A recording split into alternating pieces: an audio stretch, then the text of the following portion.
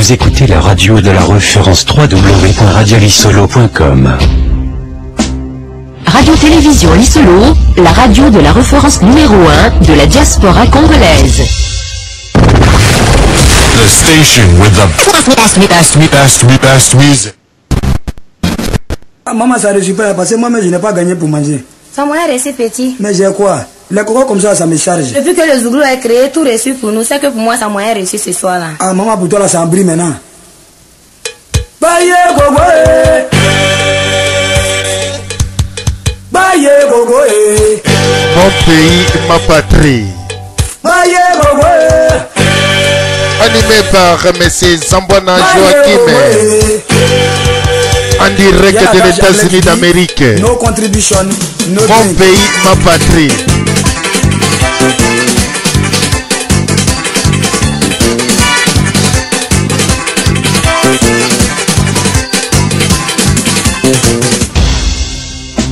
Vous écoutez la radio de la référence www.radiolisolo.com. Radio-Télévision Lisolo, la radio de la référence numéro 1 de la diaspora congolaise. Aujourd'hui c'est la fête, on va gâter le coin, qui obète, on y va. Vous le monde est présenté, vos choses, s'il vous plaît, voici votre SK original, Nana Koro, on va gâter le coin.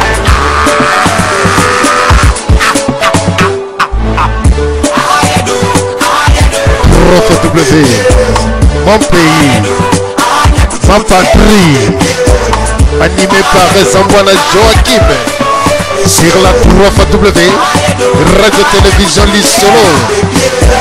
Oh!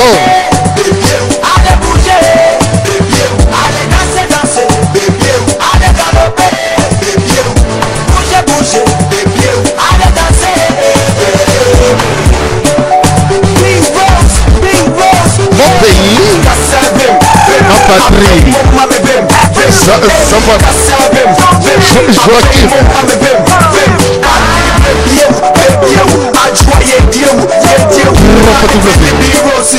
Radio-Télévision Lisolo. Mon pays, ma patrie, animé par Zambwana Joachim, en direct de l'États-Unis d'Amérique. Mon pays, ma patrie,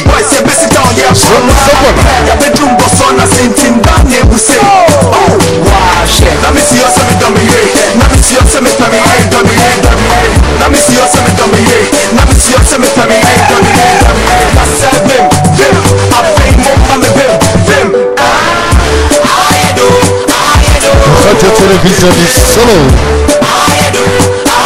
Mon pays, ma patrie, Zambwana Joachim, en direct de l'États-Unis d'Amérique. Soyez toujours branchés et connectés sur la 3W Radio-Télévision Lisolo. Ah, mon pays, ma patrie.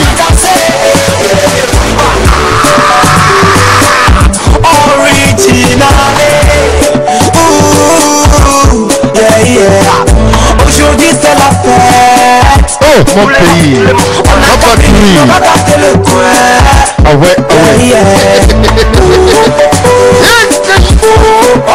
Zambwana Joachim, mon pays, ma patrie. C'est la 3W Radio-Télévision Lisolo, votre émission préférée. Bien de fois que j'ai besoin. Oh, Mon pays, ma patrie. DSB.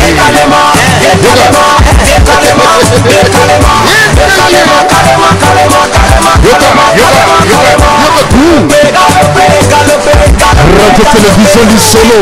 Si Domine va ne doit pas, si Domine va ne doit, si Domine va ne doit pas, si Domine va ne doit, ça. Mama, mama, papa,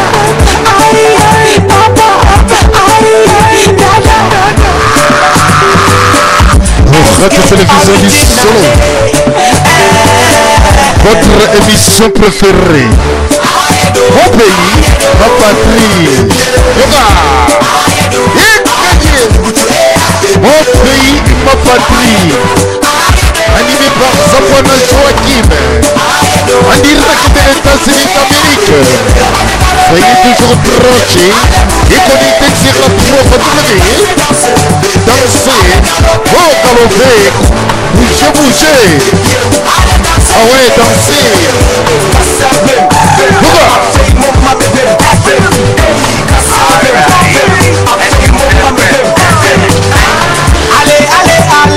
Allez. Radio Télévision du Solo. Mon pays et ma patrie. Allez.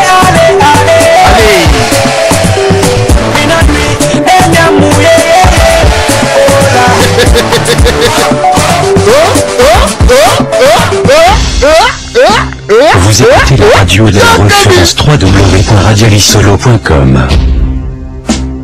Radio-Télévision Lisolo, la radio de la référence numéro 1 de la diaspora congolaise. The station with the best music. Best music. I love the music. Best music.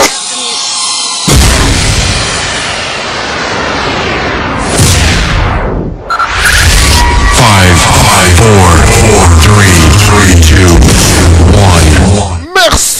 Merci Nabandeko Nyonso Bozali Kolanda Biso sur la www Radio Télévision Lisolo. Ezali toujours Yabino DSV Diana sous le foot de Foupertal. Mokolo malelo bandeko boyebike bosokolaka mituna bino na mai ya Radio Lisolo. Lelo mokolo ma samedi boyebike bobina kana Radio Lisolo. Lelo mokolo ma samedi boyebike bosangana kabino nyonso tu na Radio Lisolo. Yesolo bandeko mon pays ma patrie oyo elambami na nzungu pe supu ya kitoko. Elongo na ndeko na ngai mbuta Zamwana Joachim loboko ya mama ni oyo elambaki mon pays ma patrie. Mbuta Zamwana ya le yango nde akoya kopesa bino sango ya bilei ya mama Ani Ntemo. Mpamba te na mon pays ma patrie. Bilei oyo mama ni asali po na mobali na ye.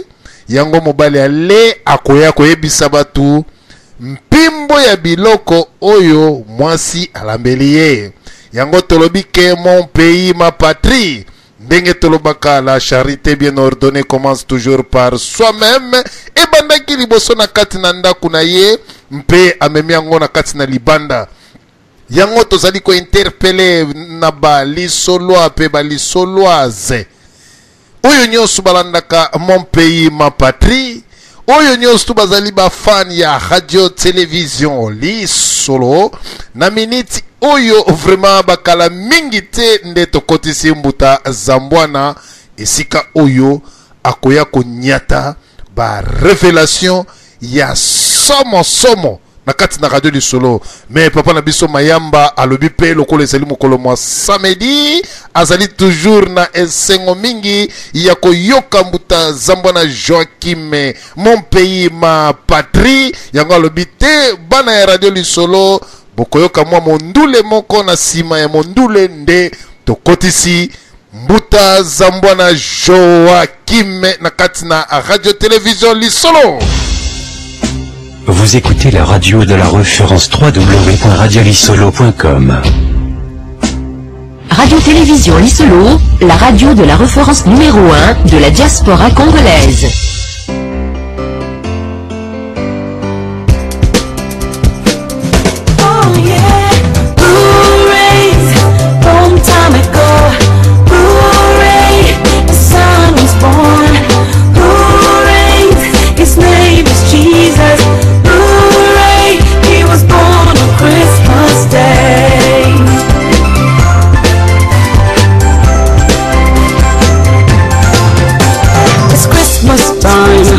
Savior is born. It's Christmas time. He was born in the manger. It's Christmas time. Let's join hands and worship Him.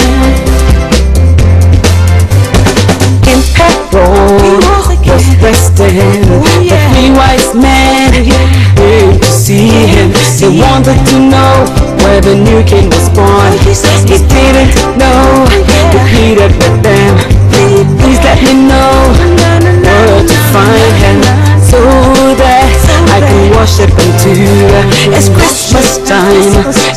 Savior is born. It's Christmas time. He was born in the manger. It's Christmas time. Let's join hands and worship Him. As they were walking, they saw the star that led them to where Jesus was born. As soon as they saw Him, they knelt down and worshipped Him and gave Him His faith. Oh yeah, hooray! Long time ago, hooray! The Son was born. Hooray! His name is Jesus.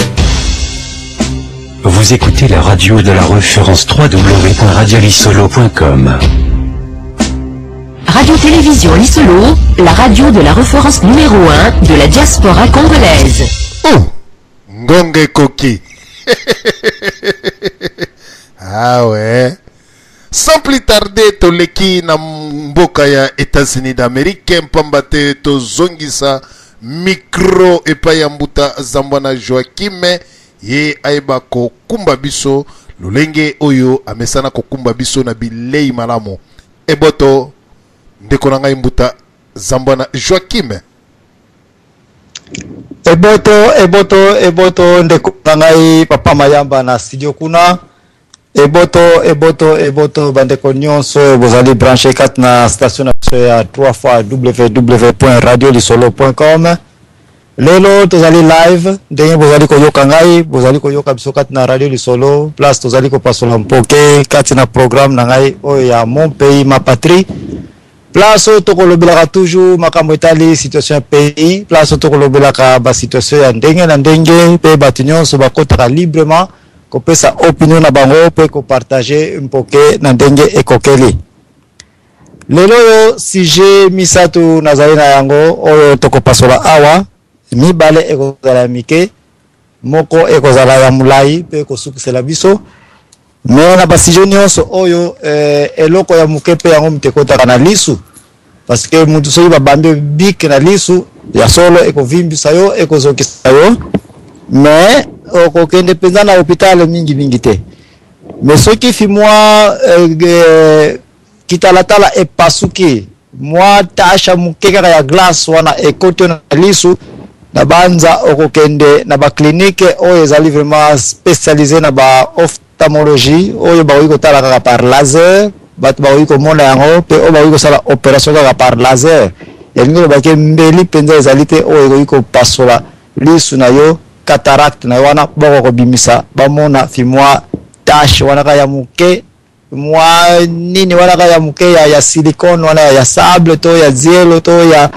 ya kitalatala oyo ekoti yo elingi loba ete foto sala toujours attention na ba sujet mususu yo koyi komona ko ya muke oyi komona eloko pamba menzoka nde yango mutezali ko dévorer forêt na biso yango mutezali ko bebisa pays na biso donc na kotia 3 sujets mais parmi les 3 sujets oyo nyonso yo komona eteza na sujet muke ke ba peut-être yango pe muteoyi kozala na importance mingi na date ya lelo ba sujet toza koyaka nango ba jour oyo na Radio Lisolo eza ba sujet tali lite pona ko libérer pays na bokonzami na yango lite pona ko libérer Afrique na condition oyo tozali nango tozali komona ete mundele azali na dominance totale sur l'homme noir jusqu'à quand banzembo eyembani batu bakufi depuis taya kala taya esclavagisme taya bakoko na bisoti na data lelo l'homme noir n'a jamais bénéficié de sa propre terre babiloka boye pasi oza kontenti na data lelo alors photo yeba ete suka eloko nyonso bible lobi ezaka na ebandeli ezaka pe na suka na yango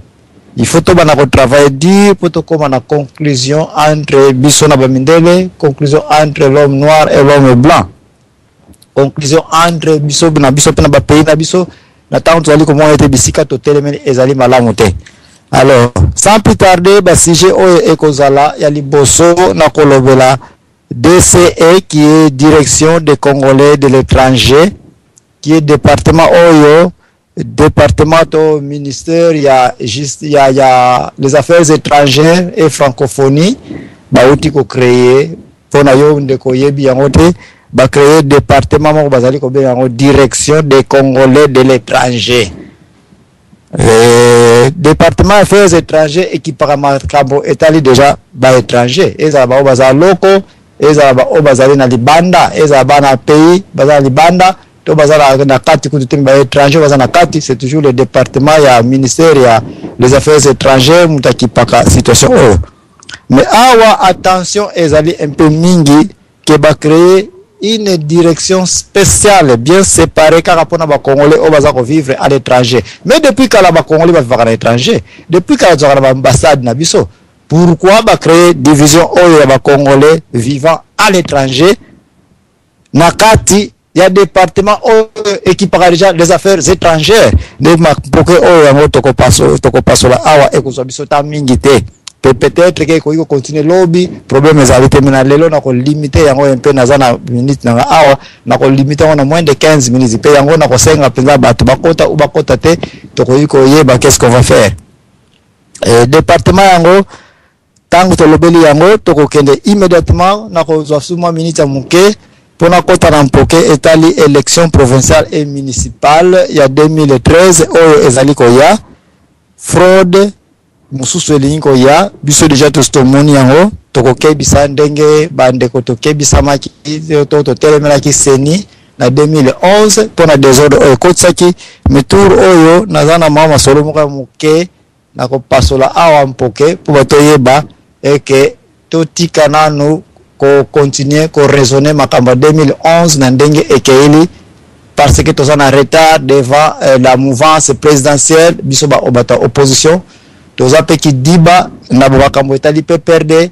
bango bazal suko kabola mpoke wana te ya 2011 te bakomi musika alors ceux qui biso la société civile peuple congolais to ko rattraper bango te tant to ko ma place bango bazali bango bakomi musika parce que ils sont ingénieux au mal bazal ba concepteur de mauvaises choses poyeba mutu abomba melo na se ya matiti na butu eza difficile parce que yoza ko ya avec toute conscience na balabala mais mutu oya bomba melio na kikongo balobaka ukuswamini ukutekele ngango do oya bomba melio aleke na mayele do il faut to yeba ete toza ko sala face à opposition il faut to bana ko raisonner avant bango et plus que bango so kite ba dégâts ya somo elingo ya na ba élection oyo ezako ya 2013 oyo tali ba gouverneur ba sénateur ba chef de territoire ba nini tout ça administrateur ndenge makila ekotanga lisusu soki tokokeba te soki tokokabola mpoke oyo malamu te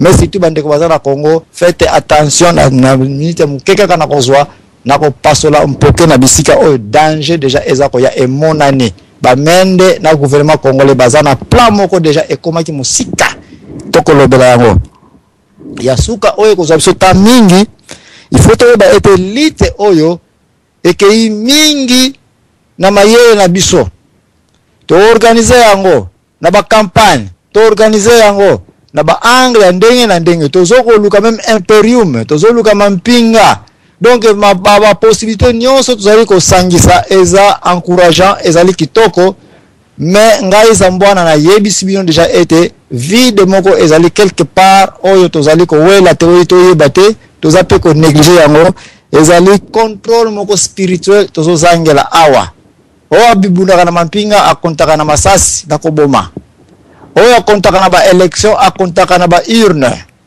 oya okontaka na politique akontaka na balaka ya manipulation ya ba acrobatie non sakoyi ko sala mais oya okontaka pe na losambo ayebaka ete il y a une force quelque part nzambe azali ko exister oya okontaka na ba magie ayebaka pe ete force moko ifuta quelque part ndebisika oyo émission oyo misato avant na pesa bino titre nango na lingi boyeba ete nous devons tous nous poser d'abord la question de savoir qu'est-ce qui a fait que Papa Simon Kimbangu alitaki na même situation auto za yango alukaki libération ya Afrique akangamaki ayebaki mundela ko betsa abetsaki ayebaki mundela ko kangaye akangaki ye mais qu'est-ce qui a fait que mbuta na biso oyo tata na biso oyo a résisaki akomaki tina suka biloko yango toko analyser parce que biso pe tokoti na même phase ya makesa o makesa c'est Lucia Ndama boye ba ete bozali ba makesa fo botelema fo bobunda bozaba guerrier Mais pourquoi mi katan bakanga ka batikaka mais bango ba continuera bango banani ils étaient aussi nombreux. Biloko yango tokolobela alors pour éviter polémique na pona la très spécifique parce que émission mpoka yo batu mingi bakolanda yango batu mingi bakokota pété mais boye bakake na section misato ekozala très dangereux très risquant pour éviter ba risque ya trop naza déjà ko dissocier était émission na kolobela ba kimbangiste te mais na kolobela nkamba et quand je parlais de nkamba ne peut pas être parlé sans d'abord faire mémoire à Papa Simon Kimbangu. Alors, dire que toko lobela Papa Simon Kimbangu, j'accepte ça. Nana ho akoye ayebi lisusu histoire à Papa Simon Kimbangu te, eza déjà retard, la date leloyo. Ce qui n'a vina yako lobela Papa Simon Kimbangu, c'est vague. Puisque ba documentation eza wana, ba information eza wana, eleki koleka connaissance ya muke ongana zana yango. Alors pourquoi parler de Papa Simon Kimbangu? À quoi ça va me rapporter? Ezate. Nkamba est là. Nkamba existe. Pourquoi je dois parler de Nkamba quand Nkamba existe, quand les gens connaissent déjà Nkamba? Secret ya muke ezaliwana yango na kolobela Nkamba oyo yo mwana Congo keba sala attention. Intention nazana ngona émission oyo ezali ya ko continuer lit na place ezali li. Je ne suis pas là pour déranger la moindre des lites qui existe. Ezala mampinga ezala union bato baza ko sanganaka ezala ya biso ba combattant za ko telema na balabala ezala bato baza na kati ya pays balite nyonso wana eza acceptable mende naza ko ya na unification balite oyo pas nécessairement mais naza ko ya ko rappeler na âge na ngai na expérience na ba makambu na na simbi na oyo nyonso yo poko ya nango yaka nango. On parle de Nkamba, pas de l'église kimbangiste, mais on ne s'est touché pas l'église kimbangiste. Premier allait te bambuta bakokota ngai pe na koyoka ngai pe na koyoka comment na ko balancer les est obimi na scope ya masoloto obimi na scope masolote raison na tieli oyo na dernière position parce que ekunande temps ekozwanga mingi et raison na tieli o mususu na liboso les deux premières makamna ko pasola parce que eza muke eza na mukuse. Voilà classement na ngai eza si base ya importance te mais eza si base ya chrono ndenge na mesurer yango. Alors sans plus tarder na kosenga nanu bande ko mususu pe ayeba ete bato mingi boyebi ngai bande ko kimbangis bande ko bokoko bande ko ba chrétien bande ko ba musulman bande ko ope bozara na neutralité spirituelle boyebi ngai ndenge nini boyebi ngai mingi bomituna ka yo zambwana ozavuma kimbangista to yo kizambwana oza kimbangista te. Réponse na ngai ezali parce que bomona nga ke na telemela ka pe église kimbangista parce que bomona na telemela ka pe bambuta parce que bomona nga na telemela ka pe division de 26 na le 3 égale 1 parce que bomona nga na lobela ka pe contre eloko nyonso ona mona ka yote ezali na rayon oyo ngai na yebeli masolo oyo te. Pourquoi? Parce que na ko continuer ko loba yango te mais naza mwana kati naza mwana Nkamba naza mwana ntimanti timanti na kolebisa bino ke signifie timanti naza mwana ya contre wana place masolo oyo bato liboso bakanga maka na lite na place batata ya liboso oyo bakotaka na masolo oyo etali libération ya Congo bakamotali masolo ya kimpeve naza na makila na direct corrélé na bambuta nyonso oyo bambuta wana ba tata te bamsuti le bazana bango pona nzala kaka baza kufaka noki. Voilà pourquoi naza na bonne position ya ko yebisa yo ete ozala mwana ya papa Yangenda, mwana papa kisolokele, mwana papa ya lungana, yaka na vérité. Soko ina vérité te ngana ko balaye yango. Pourquoi? Parce que ngai moko na fanda ina bambuta wana. Ozala oyena makambo etali o Papa Simon Kimbangu, yaka na vérité. Pourquoi? Parce que soko te pata bana Nkamba bayebi bien ta ba papa lycée Fwasi, ba papa Mabwaka, ba papa nyonso na bambuta kinsengo meda. Paza bambuta ngana seva bango, na vanda na bango, na mona bango, ba musuna bongola ma yanzi na kolo. Ba papa oyo oza komona ba musu ba komela nga ba lettre j'ai des lettres ba tu baza kolana nga ba yebi comment des lettres arriver clandestinement de Nkamba jusque chez Joachim Zambwana. Donc naza ko attirer attention na mutu nyonso kokota awa. Faites attention ko ya na lo barango toujours. Il ne faut pas dire que qui tu es pour parler de ces choses de Nkamba pour parler de ces choses à Boyna Boy. C'est passé naza na besoin histoire mais je suis l'histoire moi-même. Oya ko ya ko baksan likola ona yebite na ko analyser ona ko yebite ya solo to ya lokuta. Voilà pourquoi naza ko benda droit tout droit de réserver ya ngai Zambwana qui je suis Et pourquoi je parle de l'église Kimbangi, c'est sans demander permission à aucun fils de toi, papa. Voilà. Alors, papa mayamba na studio, permission à mon cœur, comme ça, on a bien des documents, il y a classement, on a des papa mayamba na studio, hein.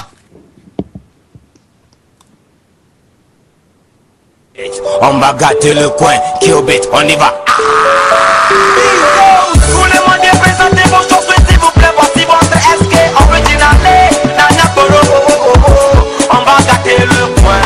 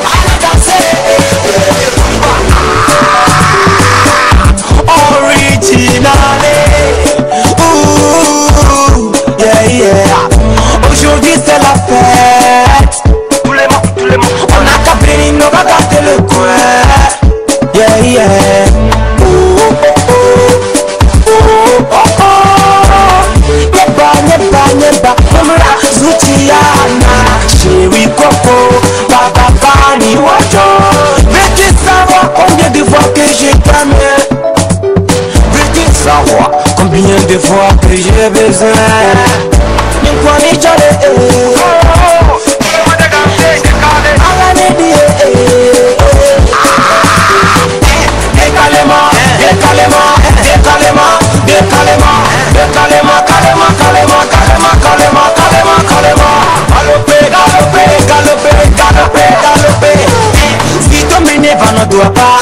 si domine vanno dori, si domine vanno dopa, si domine vanno dori. Mama, ai, mama, ai, papa, ai, dada. SK originale.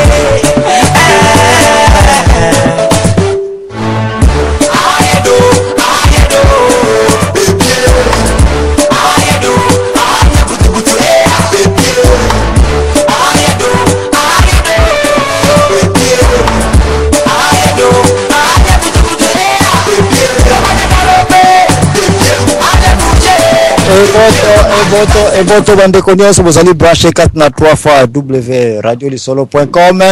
Et boto bande connaisse, vous allez kolanda émission na biso ya mon pays, ma patrie, oyo e kambami epai na ngai ndeko na bino frère na bino Joachim Zambona, oyo po na siliko yebana comme le dernier zwa unkuvu do ne Congo. Lelo tozala 3 sujets tozali kolobela awa encore pour na rappel ba oba kotika sikoyo ezali to kolobela na première section rapidement direction des Congolais de l'étranger qui est ligne de section, ligne de division oyo ba utiko créer na ministère ya les affaires étrangères et la francophonie. Et Et puis yango nde tokolobela awa ya mibale na lobyango bien tokolobela les dangers des élections provinciales oyo ezali koya comment tricherie ekozala somo koleka oyo euti koleka malgré que boza koyoka yo seni bakofokola misu siko seni bakobongisa makambo on va en parler oyo misato pe ekozala kafu lite na biso nkamba ekozala ezali incontournable na lite oyo ya bana ya Congo ya libération ya Congo kaka te libération noire kaka te libération africaine libération africaine kaka te mais tokoyeba ete Africa ezali mama ya ba existence nyonso ya ba être humain o babengami batu na mabele oyo.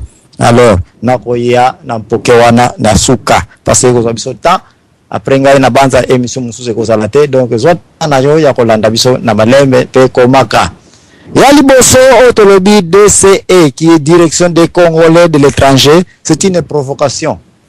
Pourquoi c'est une provocation? Parce que simplement administration oyo evandi en charge na Kinshasa bazali kokanisa ete bato oyo toyeko koma na mabandi na poto bango bato batinda biso bazo kanisa ke biso bato toye awa na poto toyaki awa poto sakana eke toyaki awa pona ba carotte to ba pomme de terre oyo tozango pe na Kivu bazo kanisa ke to préférer ko lia ba pomme de terre ya mundele to basala biso direction des Congolais à l'étranger sans que biso tozana kati ya place masolongo ezali kolekela bazu pe muntu moko en charge kuna soki tunda wakasenda batie pe en charge ke ye mutakozala en charge ya division oyo pendant que azali wana basala kyango jeudi le 21 juin donc bazane tsaka naloba nini muntu alinga finilo kwanga yo muntu kolia yango ozana maboko no ozana kwanga na yo po era kolia ekoki ngamna ko finilo kwanga bazape ko kanisa ete ba uyo na n'importe quelle maison moi ça batazane marié réservé que bango bakoti wana il se permet de dire que ngamna ko bana ko botselo bana mais yo chauffeur kandaku la tsaka mwasi salaka boye na boye. Pourquoi na lobby boye? Parce que à chaque chose il faut qu'il y ait une définition. Qu'est-ce que signifie direction des Congolais de l'étranger? Mission il faut bana, objectif il faut bana. Quand il y a ba recherche en dessous de ça li ba ko loba ete DCI oyo to DCE raison na ho ezali pona ko faire participer la diaspora na développement communautaire, le transfert de fonds pour ba mona biso to kenda toujours na Western Union. Ba continuer ko supporter biso to zalaka na poto bino botinda ka ba mbongo na bino biso to da mara ba lar na biso ya wana to ko faire participer bino boko mpe ba membre siko to reconnaître bino.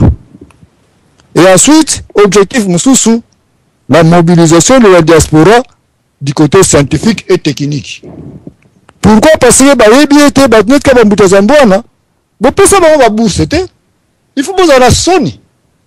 Pour que compter te bana diaspora o bazotaka na ndenge na bango basisi ba classe na ba bourse na ndenge na bango peut-être ba baza na Canada États-Unis to kota ba nyongo ndenge na ndenge o to benga ka student loan ba crédit ndenge na ndenge o ko zala bloquer na ville eno suka ko sisa te et puis bango ba lobi ke biso so to sisa ki na bakura ndenge wana sikonde contribution na biso na Congo e ko zala côté wana na côté technique côté scientifique to kendika mais na kati ya masolongo na yoki peteke sikoyo na DCE na bango basali bakosala recensement ba étranger ba congolais nyonso baza na étranger po ete Kabila abimisa mbongo abana kotinda kana étranger na bana nyonso ya Congo obotanga boza kuna botanga kapasi boya kosala développement scientifique na technique ombo wango boleka na ambassade bo se faire enregistrer parce que biso le gouvernement de Matata Mponyo tokopesa bino mbongo na bana bino kuna batanga kapasi tango koza ozonga awa technologie scientifique biloko ndenge na ndenge ne boya ko sala. Voilà pourquoi na lobby yeke o sali provocation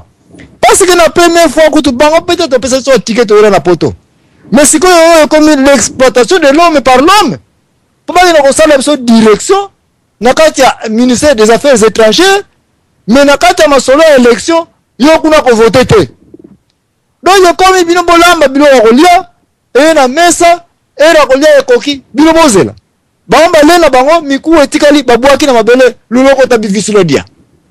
Donc tout ces amofunda était est-ce que gouvernement Matata Mponyo baza vraiment na ba cerveau eza ko raisonner ba ko loba ete basa la biso direction des Congolais de l'étranger sans que ba solliciter biso sans que ba luka ba mbuta ope baza na kata diaspora était to créer division mo to créer division mo mpoke na bino za ndenge ni boya awa to pasola biloko oyo ile yango na lingi mwana Congo Ce qui est on ne peut analyser très bien. Côté développement, c'est clair. Le transport est là qui nous a mais dans l'autre, on a besoin de la participation, il y a développement. Il y a Congo. Mais quand on a un peu, ce côté qui est bango balingi ba sangisa biso na masolo ya direction générale soki direction de Congolais de l'étranger. Est-ce que baza sema ko yeba ete combien de difficultés toza nango poto tinda camion ekota na matadi po ele kawana? Est-ce que ba yebi sema biso na diaspora quel genre de difficultés toza okuta na port de matadi, port de Boma, pour moi na conteneur ne fisque ordinateur a pas baza ko tsela ko $150 à charge. O tabo ba moni moniteur a pas baza ko ordinateur. Bamona ba livre bazobuwa kango passer na mbongo te. Toutes ces tracasseries là, to za ko kutana kana yango. Ba masolo ba linko lobela ngote, mais ba nimba exploiter so biso to ke no kosala développement. Quel développement to kosala na kata pays na gouvernement o ezali wana en place, na tango moi la diaspora ozali mal vie. Bon ba nimba sala so direction de Congolais de l'étranger ça va. Et bon va cas de refouler par-ci par-là. Quand on parle de l'étranger, mutoza en dehors du Congo. Combien de bateaux bauti ko refoulé ba on a data lelo toza ko yeba te baza wapi? Combien de bateaux bauti ko refoulé mikolo yo o toza ko yeba te quelles conditions bazo traiter les bango kuna? Bon, sous quelles conditions o bali ko ya ko lobla te basali direction de Congolais de l'étranger. O eli ko bete direction o selon ngai. Surtout ba définition o basili ko pesa, eza ko pesa fuite, eza ko pesa kipelekese. C'est une conclusion de dire seulement que direction o e ko za direction ko empoisonner ba na diaspora. Que quand ça combo na yo yaka oya ko se fait enregistrer moi en diaspora ayaka na direction des Congolais de l'étranger et puis ba venir ko lamba biso ou bien pour détruire l'ité na biso na kata libanda ou bien ba kota na masolo na biso tanto na kata Congo ba ba to vandi wapi adresse ni to zali po na ko lala biso moko selon ki ene na bango na ki motema ya mabe na bango ya ki motema ki sanguiné baza na yango. Donc, on a déjà compris ça pour que moi la diaspora, faites attention la direction des Congolais de l'étranger au Baouti créer. La première place on va créer sauf yon de causa ko yokanga so ko kota oya ko passer son poké ce que vous avez na masolo yango ce que vous bambuta ni na diaspora vous avez na kata masolo oyo.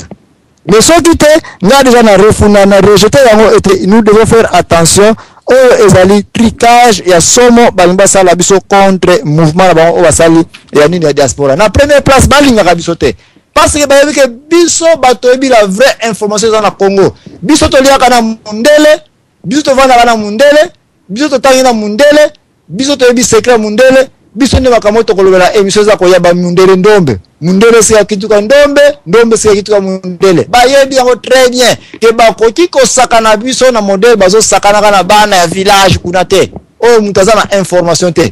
Donc c'est impossible pour ministère affaires étrangères et que nous créer une division des Congolais à l'étranger pour pas l'obéiter ba lingi biso, pour pas l'obéiter bazana ko souhaiter progrès à kitoko na ministère auto na division oyo. Donc mpoke oyo na za ko kebisa bino e ko umela te pour ba ete biloko oyo euti osale makuna eza danger. Pourquoi danger? Parce que toza komona ngo na démonstration ya relation na bana biso bana ya étranger to bana ya diaspora toza na kata na étranger. To moni ona njili kita na njili ba kolino so koza nango fuye ba pays nyonso kenda ka soko futa douane ba komona biloko nyonso na ngona douane mais oyo ezaleke kota za na mutu po alexa yo quelle diaspora oyo balingi ko supporter le biso, quelle diaspora oyo balingi ko coopérer na biso. Oje kotala mboka na yo, oje kotala mama na yo po bima $50 la taxe wapi kaka place on a passeport congolais, on a passeport étranger avant on mata l'avion $50. Qu'est-ce qu'il veut dire par là pour dire que va créer une direction des Congolais à l'étranger na tango à l'étranger yo mwana vanda kana balingi ya ko développer Congo Kinsi. Mais tant on a futa taxe $50 avant voyager. Aéroport ni na na monde oyo mutu avant au voyager za na mbongo $50. Ngana bi ticket na kaka. Oye sala checking na yo. Colis bagage dépassé mbongo futa ba bagage. Mais en dehors de ça mutu partout au monde biloko ezala kata ye futa la taxe. Bo taxe on se ba futa na étranger. Mais pourquoi cette taxe là maintenant nous donnons un passeport congolais ou à côté si qu'on a lisanga oya DCE de direction des Congolais à l'étranger au foot sa taxe. Donc on est ça qu'on pouvait être rejet. Bah comme na bango ba utuko sala na chambre na bango chambre na tika ezika. Il n'y a aucune vérité derrière la DCE au Bautu Sala. Mais sinon, il y a un moyen de flatter biso, corbeau, et le na, pour bayo kabiso, pour tokota, pour bakangabiso malama, pour détruire l'élite. Donc la DCE, c'est un mouvement où, moi personnellement, Bambuta, nyon sa diaspora, au bakote mi sapina, bakuna, au bakomona, et moi la diaspora à joindre direction, oh, mutuana photo filtré bien. Tout va bien, ce qui peut avoir côté sur la liste noire, parce que la liste noire, les gens la liste rouge, la liste ndenge na ndenge, personne va code, biso peut toujours travailler dans le service d'intelligence dans la place, tout yebi na biso, ba code ni basili côté, so ba classe na code jaune, ba tie na code rouge, na code noir, qu'est-ce que ça veut dire? Ba code nyonso na tozana yango awa toza ko yeba kado, so bazo kase toza ko lala ka pongi, bazambwa na balala ka jamais pongi. Alors, na côté développement, quel développement l'attend ba yebi bien? Que biso la poto bambongo to tindaka ezala juste pour na ba casse-croûte kwa ba famille mais veut investissement ya mwana ya poto na Afrique ezali matériel et quand on parle de matériel ezala machine ya glacière ezala machine ya chambre froide ezala machine ya kopasa mabaya nyonso eza machinerie to wela ko so machinerie parce que jour ko zonga ba papa na biso ba sala yango ba travail na ba compagnie minene baza ko préparer pension bazako préparer na boutier mbongo na pembeni te mena matériel machine à foufou frigo na ye congélateur na étant na koza pension na bana vana na coin wana machine à galette tout ceci mais quand tu parles de la machinerie on voit de l'électricité oh na quel SNL o boza na ngokuna boza ko senga biso bana diaspora to yakuna to contribuer na développement du pays na tango moteur à pamba ya 1/2 pouce eza ko tourner te likolo courant la bino ya kibola bola wana. Et pour nous senga biso bana diaspora to ko participer na DCE na bino obo créer na cadre na ya section développement technologique. Vous savez que technologie signifie technique. Est-ce que vous savez que technique c'est ça corrélé na électricité? Donc biso to bokanisi biso bana diaspora to ba zoba to sombe la yo moteur à chambre froide et que nous a un mois de l'estage là qui est koufi to surcharge à courant et koufi. Donc biloko boye to zala pour dire carrément que boza pembeni kutu ya kotante ko créer direction ya ba l'étranger na ya bana diaspora te eza masolo moko boza mosika boza off-site. Alors na kata mpoke oyo kaka ya développement e kotika la ko simba kate passer boza pe na maite nana wako ya ko sala ka chambre froide na place mai ezalité nana wako ya ko sala chambre froide na tango pression kutu ya mai eza ko yate nana wako ya ko sala ba ferme na tango iko sokola makolo na bino atambo koti na ferme to donc contamination donc to sala bangulu to longona na chambre bangulu to ke na kota ba soso avec makulungulu to kumba ba microbe de côté A na ferme na chambre B. Donc bozo kansake biso ba formation to zana na diaspora e kokana ya bino kuna ya bibamba bamba. Donc on ne sa funda ete masolo ya DCE 15 minutes na préparer qui presque ekoki tokotika la kolamba na mouvement oyo ya DCE te bana diaspora bo fongola misu ou bien ezali entreprise pour nous manipuler ba basali une division pour mieux nous attraper une division pour détruire notre élite. Mais on ezali division moko ngai na moni yango na kebisi bana diaspora sauf ceux qui yo moni ke za division ya kitoko ko ta na yo mais pona nga na moni yango fo masolo. Alors awa na banza papa mayamba na studio soko ezali prêt ça va soko ezali prêt to zero que de immédiatement na deuxième poke oyo nga na uti ko préparer papa mayamba na studio ah it's rough and smooth it's rough and smooth it's rough and smooth it's rough and smooth hey Mata, you go be the mother. They don't make you go suffer. Your body go fire. Every day she dey waka, she no dey tire. Every month she a mama. This is fashion. Every day she dey waka, she no dey tire. Every month she a mama. This is fashion. You go window, you go let go, you go window. This is fashion. You go window, you go use you go lie. This is machine, you go window, you go let go, you go window. This sex machine, you go kill you, you go use you go let go. This sex machine, sex machine, why you be sex machine?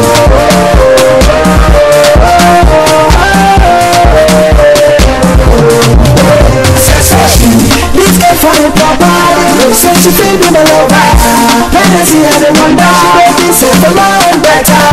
See I wanna know, everyone feel the carry go.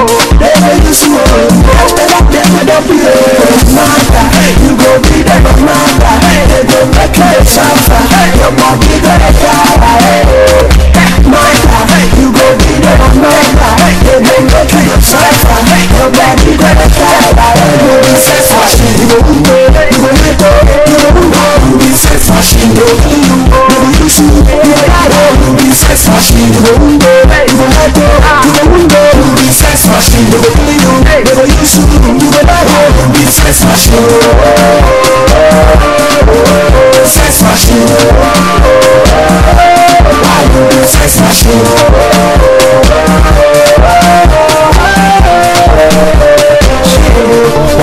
Sex machine, this girl on the tire, hot like fire, hot like fire.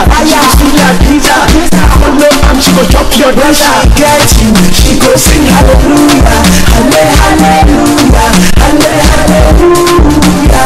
Hey, mother, she go drop your brother, she go make you suffer. Don't let it go scatter. I said fuka, sweet and like sugar. She dey want to fuka, so she dey need a nofu. I said fuka, sweet and like sugar. She dey want to fuka, so she dey need a nofu. Eboto badikolanga merci mingi eboto na mukolo ya samedi ya leloyo moi ezali bakasi presque partout tozali kosepela na ndenge nzambe apesi biso moi mais tozali pe na mawa mpona komona ete bandeko na biso parci parla na Congo bazali koyoka pasi depuis Congo exista nanu base réjouissa te kaka un petit groupe de gens de politiciens na bakolabo oyo baza komona clair mais clair yango pe bien mal qui ne profite de rien bientôt bakosanza yango to bazaja kosanza yango parce que na ba kabri ba mesana ko ya kolia quelque part na matonge wana ba fete ba mesana ko salisa ba jeep na bango tambolaka partout ko boa kila biso ba poussière ba milinga to moni bazali susu ko sala yango te parce que ba yebi na bango ete ndenge basili ko kotla na ba poste oyo ezali illégal ndenge basili ko kotla na masolo oyo basombi pouvoir ezanite osombi ebale oko yo somba régie des hommes etango ezako yako wana facture yaki ofutaki na yo mais soko wikena somba ebale mondial j'espère que ozana mbongo yango te parce que mai eleki déjà mabele na munene voilà pourquoi bato oyo bazokanisa ete pouvoir politique esomaka na mbongo bazali bapesa ba $12,000 $10,000 ou même plus que ça dépend ya bitumba ma circonscription na comment elekelaki ba msupe silikola ba relation tsaye wana po kaka ngai na vanda awa po asimba ngai tsaye wana po biso re na biso continuer basali ba manipulation nyonso oyo ekoki ba vanda bisika wana et par conséquence lelo ba komi ko futa to bientôt ba ko futa oyo e futa maka na tango osaleli qui bien mal qui ne profite à rien mais si tu n'attends autant que ça peuple que voilà ngai bo voter ngai pendant que yo pete mutu ba votaki biloka boy banda na mutu ti na mukila eko ninga na kaka binonyo soboza na chaîne moko binonyo sobozale ligote na mupiko moko binonyo soboko tikala ko za na kimia te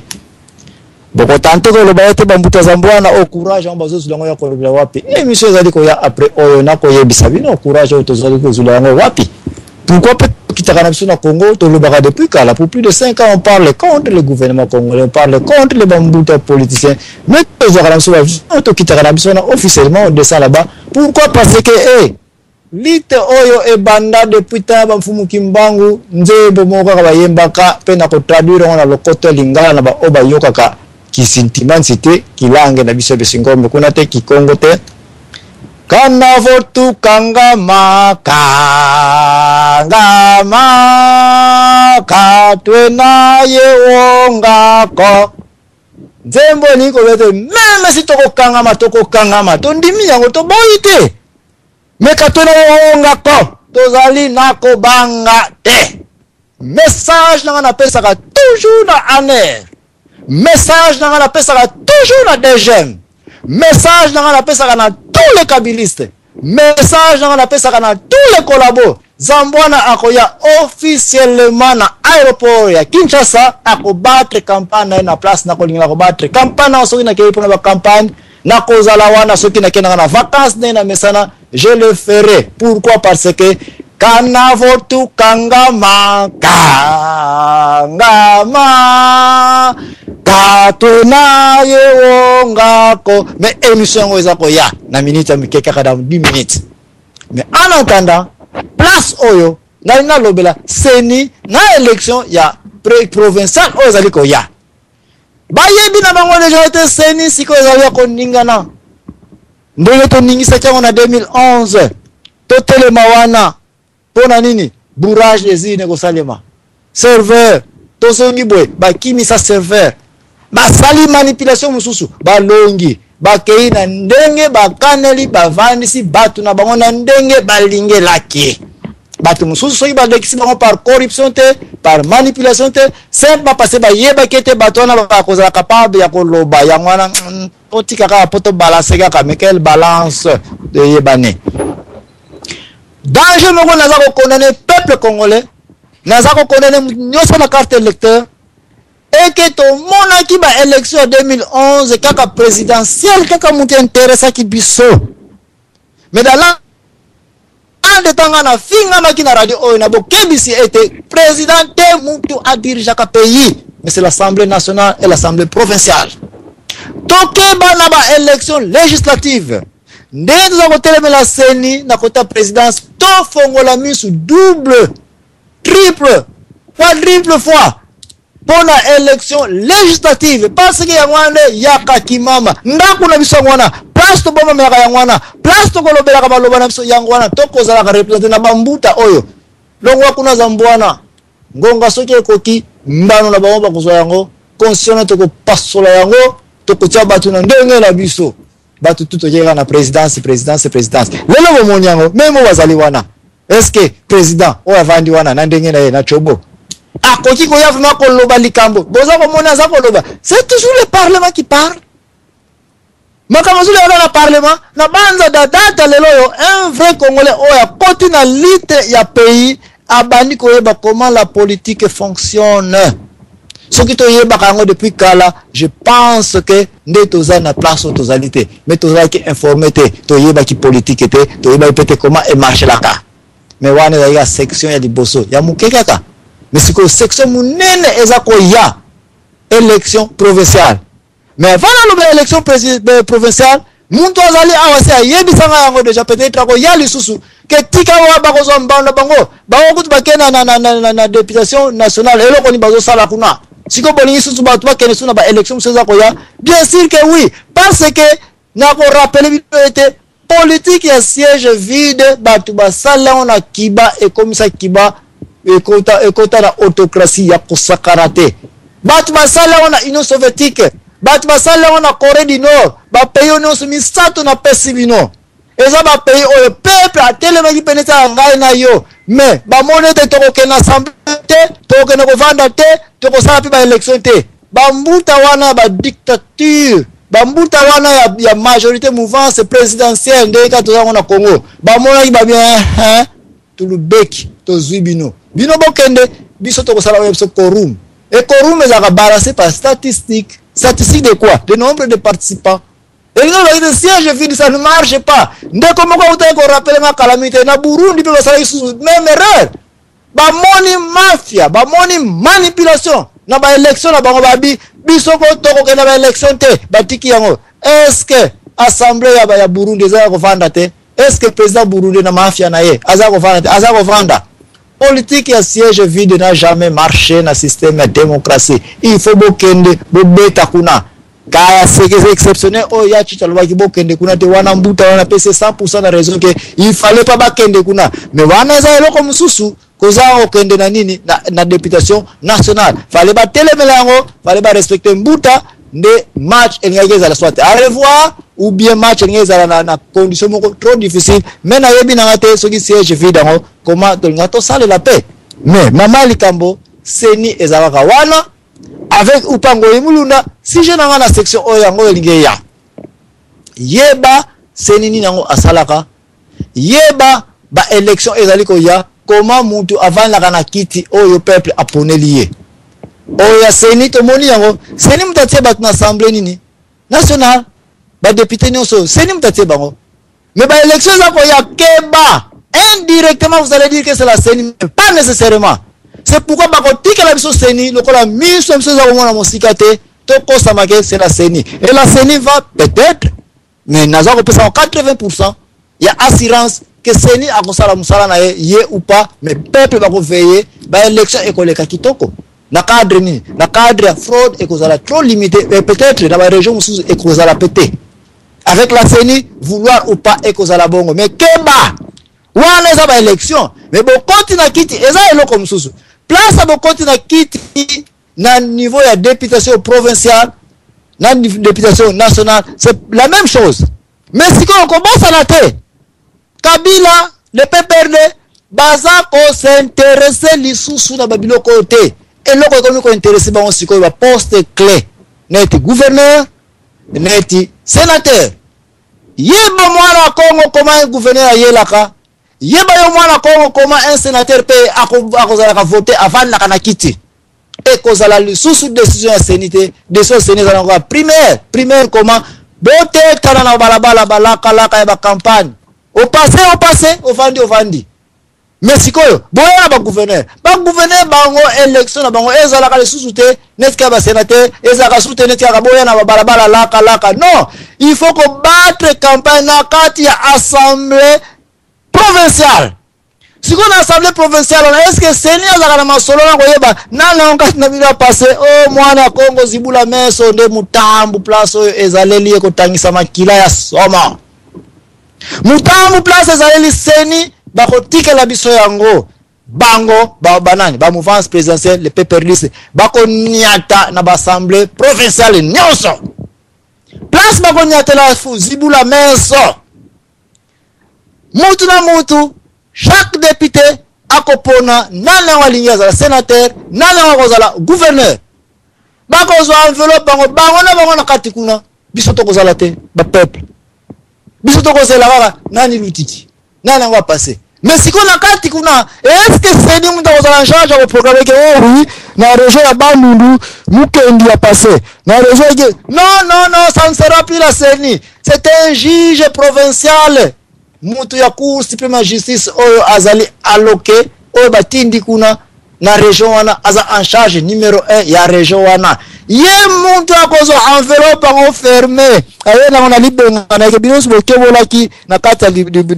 da caisse oyo te piggy bank ce qui enveloppe bakosa enveloppe azu merci to kanya avec bango batango mafuta pa ekangami na ke na ngona chambre na ke ko fongola kuna na yebisa bino c'est comme ça que ça se passe bon bino siko boyebisa avec cour suprême de justice on a ministre lelo bino ba na Congo bozo zelaka ba élection provinciale bozo zelaka ba élection municipale mais moi je vous dis déjà que ba kabiliste bazana besoin ma solo ya seni banité tout ce qu'ils ont besoin pour le moment nane wa ozana x y z région comme juge provincial oya kozana ma solo ya pasonini enveloppe wana ayebisa peuple pour beaucoup ya te faut mon enveloppe pour total ndenge ezokuna ndenge kontela non c'est là où mayele na bango ezozela biso c'est là où buzoberi na biso kozala susu comme kaka ndenge tiko lekela partout au Congo tous les gouverneurs choisis par qui par ces juges là parce que ba juge ngo baza nini délégué baza ko ponaka bango déjà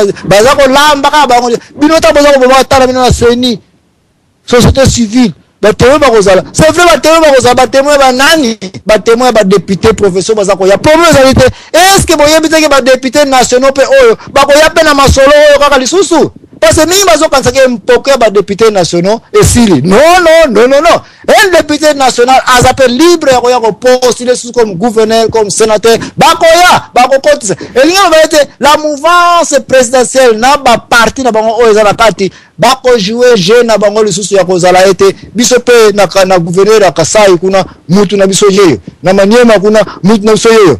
C'est à moi de vous informer que Jeannette Jackson a libre et a qualifié déjà en avance pour la paix candidat gouverneur ya Maniema. Donc yo mwana Kongo ozoze la surprise jour où était Jeannette Kabila za gouverneur sur Maniema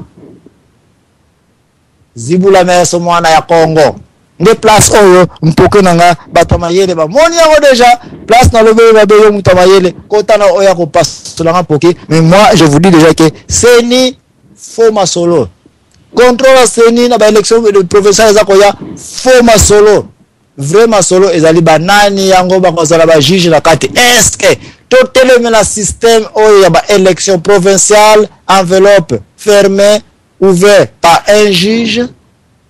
Est-ce que tu as un juge provincial oyo bazala en charge ba na chambre ba no fonction enveloppe oyo ou bien to changer stratégie mususu ou bien to opposer ou bien to balabala ou bien to télé le système ya choix ya ba député ya ba gouverneur parce que un gouverneur pour comprendre bien le rôle un gouverneur Zoa André Kimbuta Kinshasa on tue les gens pas Kinshasa mais dans la province de Kinshasa tout le monde est-ce que André Kimbuta ko exposer bazandu ba licence za ko pesaka nana waza ko tika ba biloko ba propre bala na ye ba tu waza ko déloger bango na ba place na banani bala na ye ya province na ye. Donc apparemment un gouverneur c'est un président dans sa région. Maintenant quand vous avez eu un classement de gouverneurs comme André Kimbuta for 11 régions si bele ndenge waza ko mona n'importe quelle région un général Kasai akoine ke na bandundu ayepe ko enlever mutafana na bandundu gouverneur ya bandu aloba kana pété ayebi na pété azape na tanga biloko ete pourquoi parce que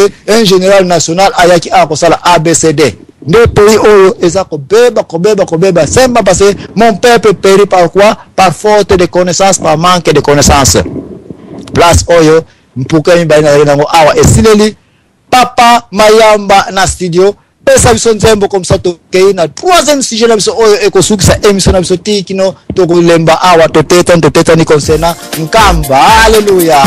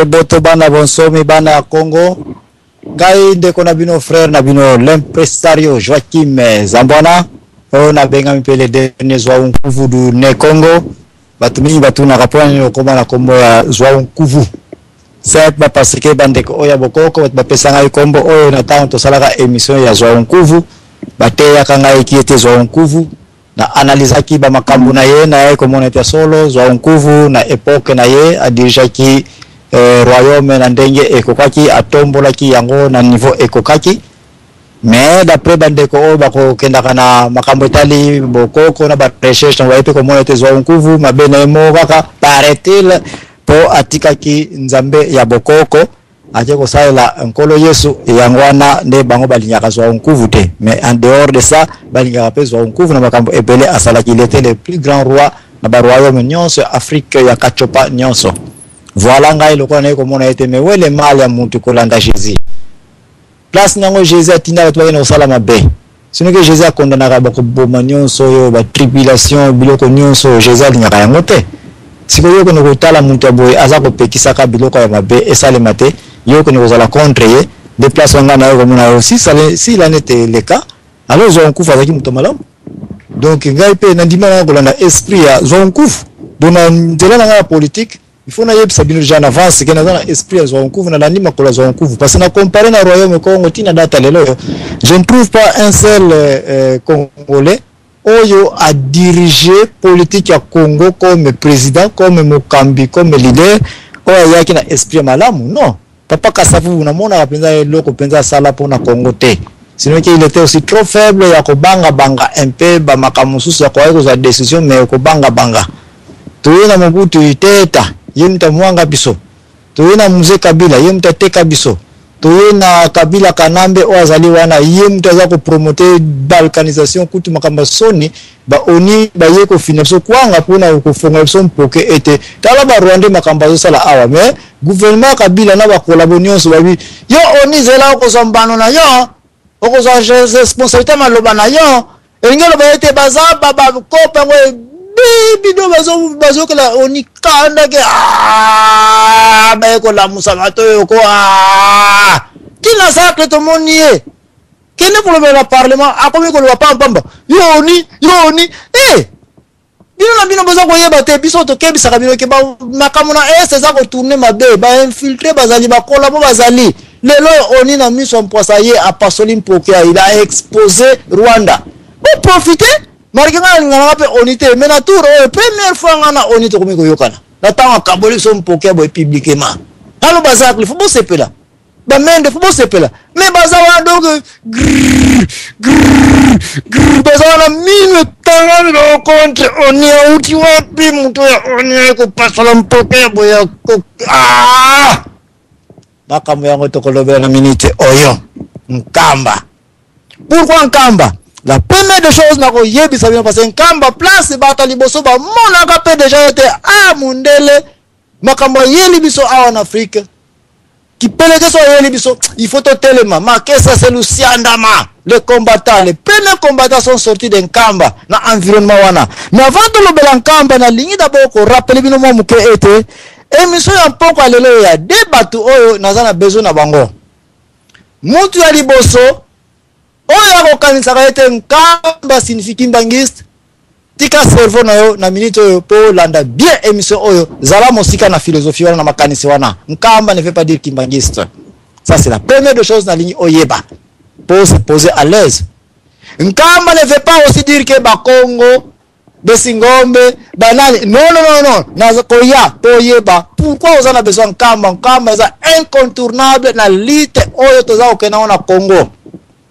Mutinoza ukansete nkamba ce sont des kimbangistes qui ont construit nkamba ozana erreur ya kosakana te. Mutinoza ukansete pour aller en nkamba il faut être kimbangiste ozana erreur ya kosakana te. Mutinoza ukansete pour que en nkamba il faut visa il faut ba kobasi bo na bo non lelo ke na parc de Virunga ba kotuna ozana ticket ozana place comme na Goma ozana hôtel kolala ozana nkamba tu peux décider le matin je pars en nkamba wenda tout ce que yo kosala makolo na yo komisa kuna ba kozwa soin na yo mais na masolo oyo avana koba pona na la qui c'est vraiment mozindo ya nkamba et pourquoi yo congolais so yo kotika nkamba na sima qui est propre mabele na yo oliaka ya ngo yo kaka o baliaka mabele ya nkamba na ko expliquer bino que c'est mabele ya nkamba c'est base ya source ya biso bana ya kati bato to zwaka ba explication na bambuta na biso pourquoi faut que lia mabele ya ba minéraux ya yo moko mwana ya Congo mpo ete mundele ya ko pasolo libumu azwa yango na kati soki akokoka soki akokoka te mabele ya Congo ekotikalaka kolongwa te tokende ka mbango passe émission na yebite ezala kofonga mutu nyonso kota na yo.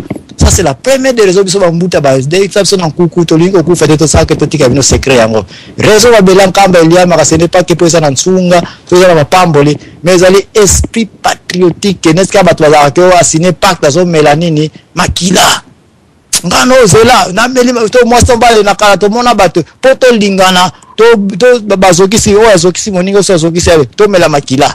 C'est un pacte ko lia mabele ya nkamba. Pacte za wana mwana Congo bayana bangona nord bazonga na sud bayana est bazonga na west Mfumukimbangu a décidé que yo mwana Congo fete dianga ntoto il faut lia kan toto na yo mabele na yo parce que eza ya yo. C'est comme ça qu'on se souvenir que pas satana yo pas que na yo ya mwana boleli mabele ya nkamba ne batu mimba kasa yo balia ka mabele ya nkamba pour de Dieu de tindo bangoti papa dangenda badiko ya écoute est-ce que ayeba ki que signifier mabele ya nkamba. Est-ce qu'il y a une autorisation? Ce n'est même pas lui. Mon sika kutu. Tant que Belanka mezolia ma wana zana no kutu bébé azana kutu na bakasa. Aikuna. Ça sont des choses où na koya ko tenter ko lobelango. Mais pona ken na mosika te na ko tenter ko pesa bino tableau meilleure façon ya ko lobela makambo talinkamba na ko sala comparaison entre Vatican ndenge boyebi que Vatican c'est une puissance mondiale. Et puis pourquoi Nkamba c'est notre puissance aussi universelle ya biso banwa to ya biso bana ya Congo na ko comparer on a Jérusalem parce que batu mingi ba mitunaka pourquoi Nkamba est appelé la nouvelle Jérusalem na on a très bien ba pasteur rebelle bazola na awa ba kozala contre ngai po ba ko banga noki ba magablo na bango ekanga noki batu ba ya ko kena Nkamba pour l'église Kimbangisi. Mais moi je suis ici na zo sala campagne à l'église Kimbangisi mais je parle de Nkamba. Il y a une très grande différence entre parler de Nkamba et parler de l'église Kimbangiste. Alors, nous comparons avec Hébron, place à patriarche d'Abisso chrétien Bazali, place où nous avons Pakabulahami Bazali wana. Et pourquoi aussi Nkamba est appelé site, il y a patriarche d'Abisso Nakatia Ko, parce que nous autres Fumugimbango, et ils arrivent à place wana. Pablo Otao aussi lisango, okoye ba combat oza ko mener pour na Congo. Pourquoi est-ce corrélé avec Oyo Nangai Leloyo to komi ko sala plus que les Kimbangistes on va battre les autres Mfumukimbangu Nkamba plus que to battre Nkamba mais ngana yo to lambami avec esprit ya Mfumukimbangu koleka un Kimbangiste koleka un enfant un koko de yemoko mei papa Mfumukimbangu place oyo ko sala RRT partout là où on va marche faut tal besoin de liboso ya papa Mfumukimbangu. Bamususu kutu bazola tana ba robe papa Mfumukimbangu. Hallelujah, hallelujah, hallelujah. Biloko biso bana kati tokola nango to tika kutu kolata te. Sino ke to betama, sino ke yipe soni kutu na libanda avec vert blanc. Soni pour na libanda au même un signe ya elonya papa Mfumukimbangu. Soni même pour le bla combat papa Mfumukimbangu. Mais pourquoi la date elle précisément en 2011, 2012 otozali batu nyonso mutu moko aye kote yo azali te. Je n'ai pas vu un prophète, un pasteur, ou bien un Fumalongo, un papa de Kimbangiste, à terre balabala avec des mégaphones, à balakoloba, oh ma belle à Kimbangu, oh bondi mela maluma kanide makambe Mfumukimbangu, oh bosala bona boye. Campagne wana ngana moni yango te. Mais nini esali était vague oyoba, ondulation yango ekomiko leka taille jusqu'à atteindre ba point nyonso ya monde. Bakonyonso Afrique et que kombo ya Mfumukimbangu ekomi numéro 1 kosakana mabele ya Mfumukimbangu te kosimba mabele ya Mfumukimbangu te. Pourquoi tout tourne autour de Mfumukimbangu de place oyo na kotsasu musique te parce que ba antenne za ko fungana mutu nyonso ko ine ko kota parce que poke ekozala munene tozali ko kabula awa boyebi ngai très bien na kena na ba émission o na ko senga batu bakota na kena apena ba émission ezali ngambo na wiko beta ngo taya et puis na moni pe dada wana kutufale ko bakisa kutu lusula minute mususu parce que ba information ezali filtré ba information ezali à lokuta te pour ce que ezali à lokuta je ne peux jamais m'hasarder na moya makasi ya data leloyo na ba media oyo batu bazako landa net kana radio lisolo bona ose ko ya kosala aventure ya koloba likambo oyo ko kwesa pays et ko kwesa makanisi na yo et ko kwesa espoir na yo. Je ne peux pas le faire. Donc, il faut vous attendre que Masolo Bozaliko Yoka boko yoka yango mutu msoko yoka yango bakisa un plus na yeme oya mukenga la kopesa ezali bien filtré eza sans tricage eza pena ba vérité oyo ko yiko lingate mais okoko changer yango te parce que ce sont des choses que moi j'ai vécu avec na vérifier yango pe musoza ko continuer ko yela ngai spirituellement ou comment je ne sais pas moi par quel esprit donc il faut to kabola yango alors Congolais question liboso na zaïla yango il fallait oser la crise oyo et beti biso na Congo nyonso na kobomana na ba massacre na est na mboka lingi kota na balkanisation po oyeba kie kimbangu est-ce que Congolais faloza na data lelo po oyeba ete muntu azali quelque part asala 30 ans na prison po ete bobo manabino. Mais tout ce que moi je sais est que l'homme blanc qui doit quitter ce pays, zongisa mabele ya bakoko na biso, zongisa mabele na biso, c'est nom de Kimbangu. Est-ce qu'il fallait ya d'abord na temps ya crise oyo? Elingi ba ete soki crise oyo la biso na mbula oyo te. Soki mbule oyo passe zali ko traverser makila zali ko tangana est la biso te. Soki ba situation oyo toza ko luka ba étranger, ba Rwandais numéro 1, ba dégager le Congo. Soki la biso te, donc comment fum Kimbangu nde esulango valeur te? Réponse nanga ezali oui. Soki biloko yaka te ndeto simbi yango te ndeto yipe valeur fumukimbango te. Elingi lo bayete ye préparer mwana azokene na fête mais oyo uti na fête te. Na ta oyo ba masolo oyo tokota na page tokota. Je cherche à faire mon devoir ya ko faire savoir un Congolais eke na tangu bakozongi sela yo mabele na yo. Na tangu bakozongi selo pouvoir na yo ko bosa na data lelo te.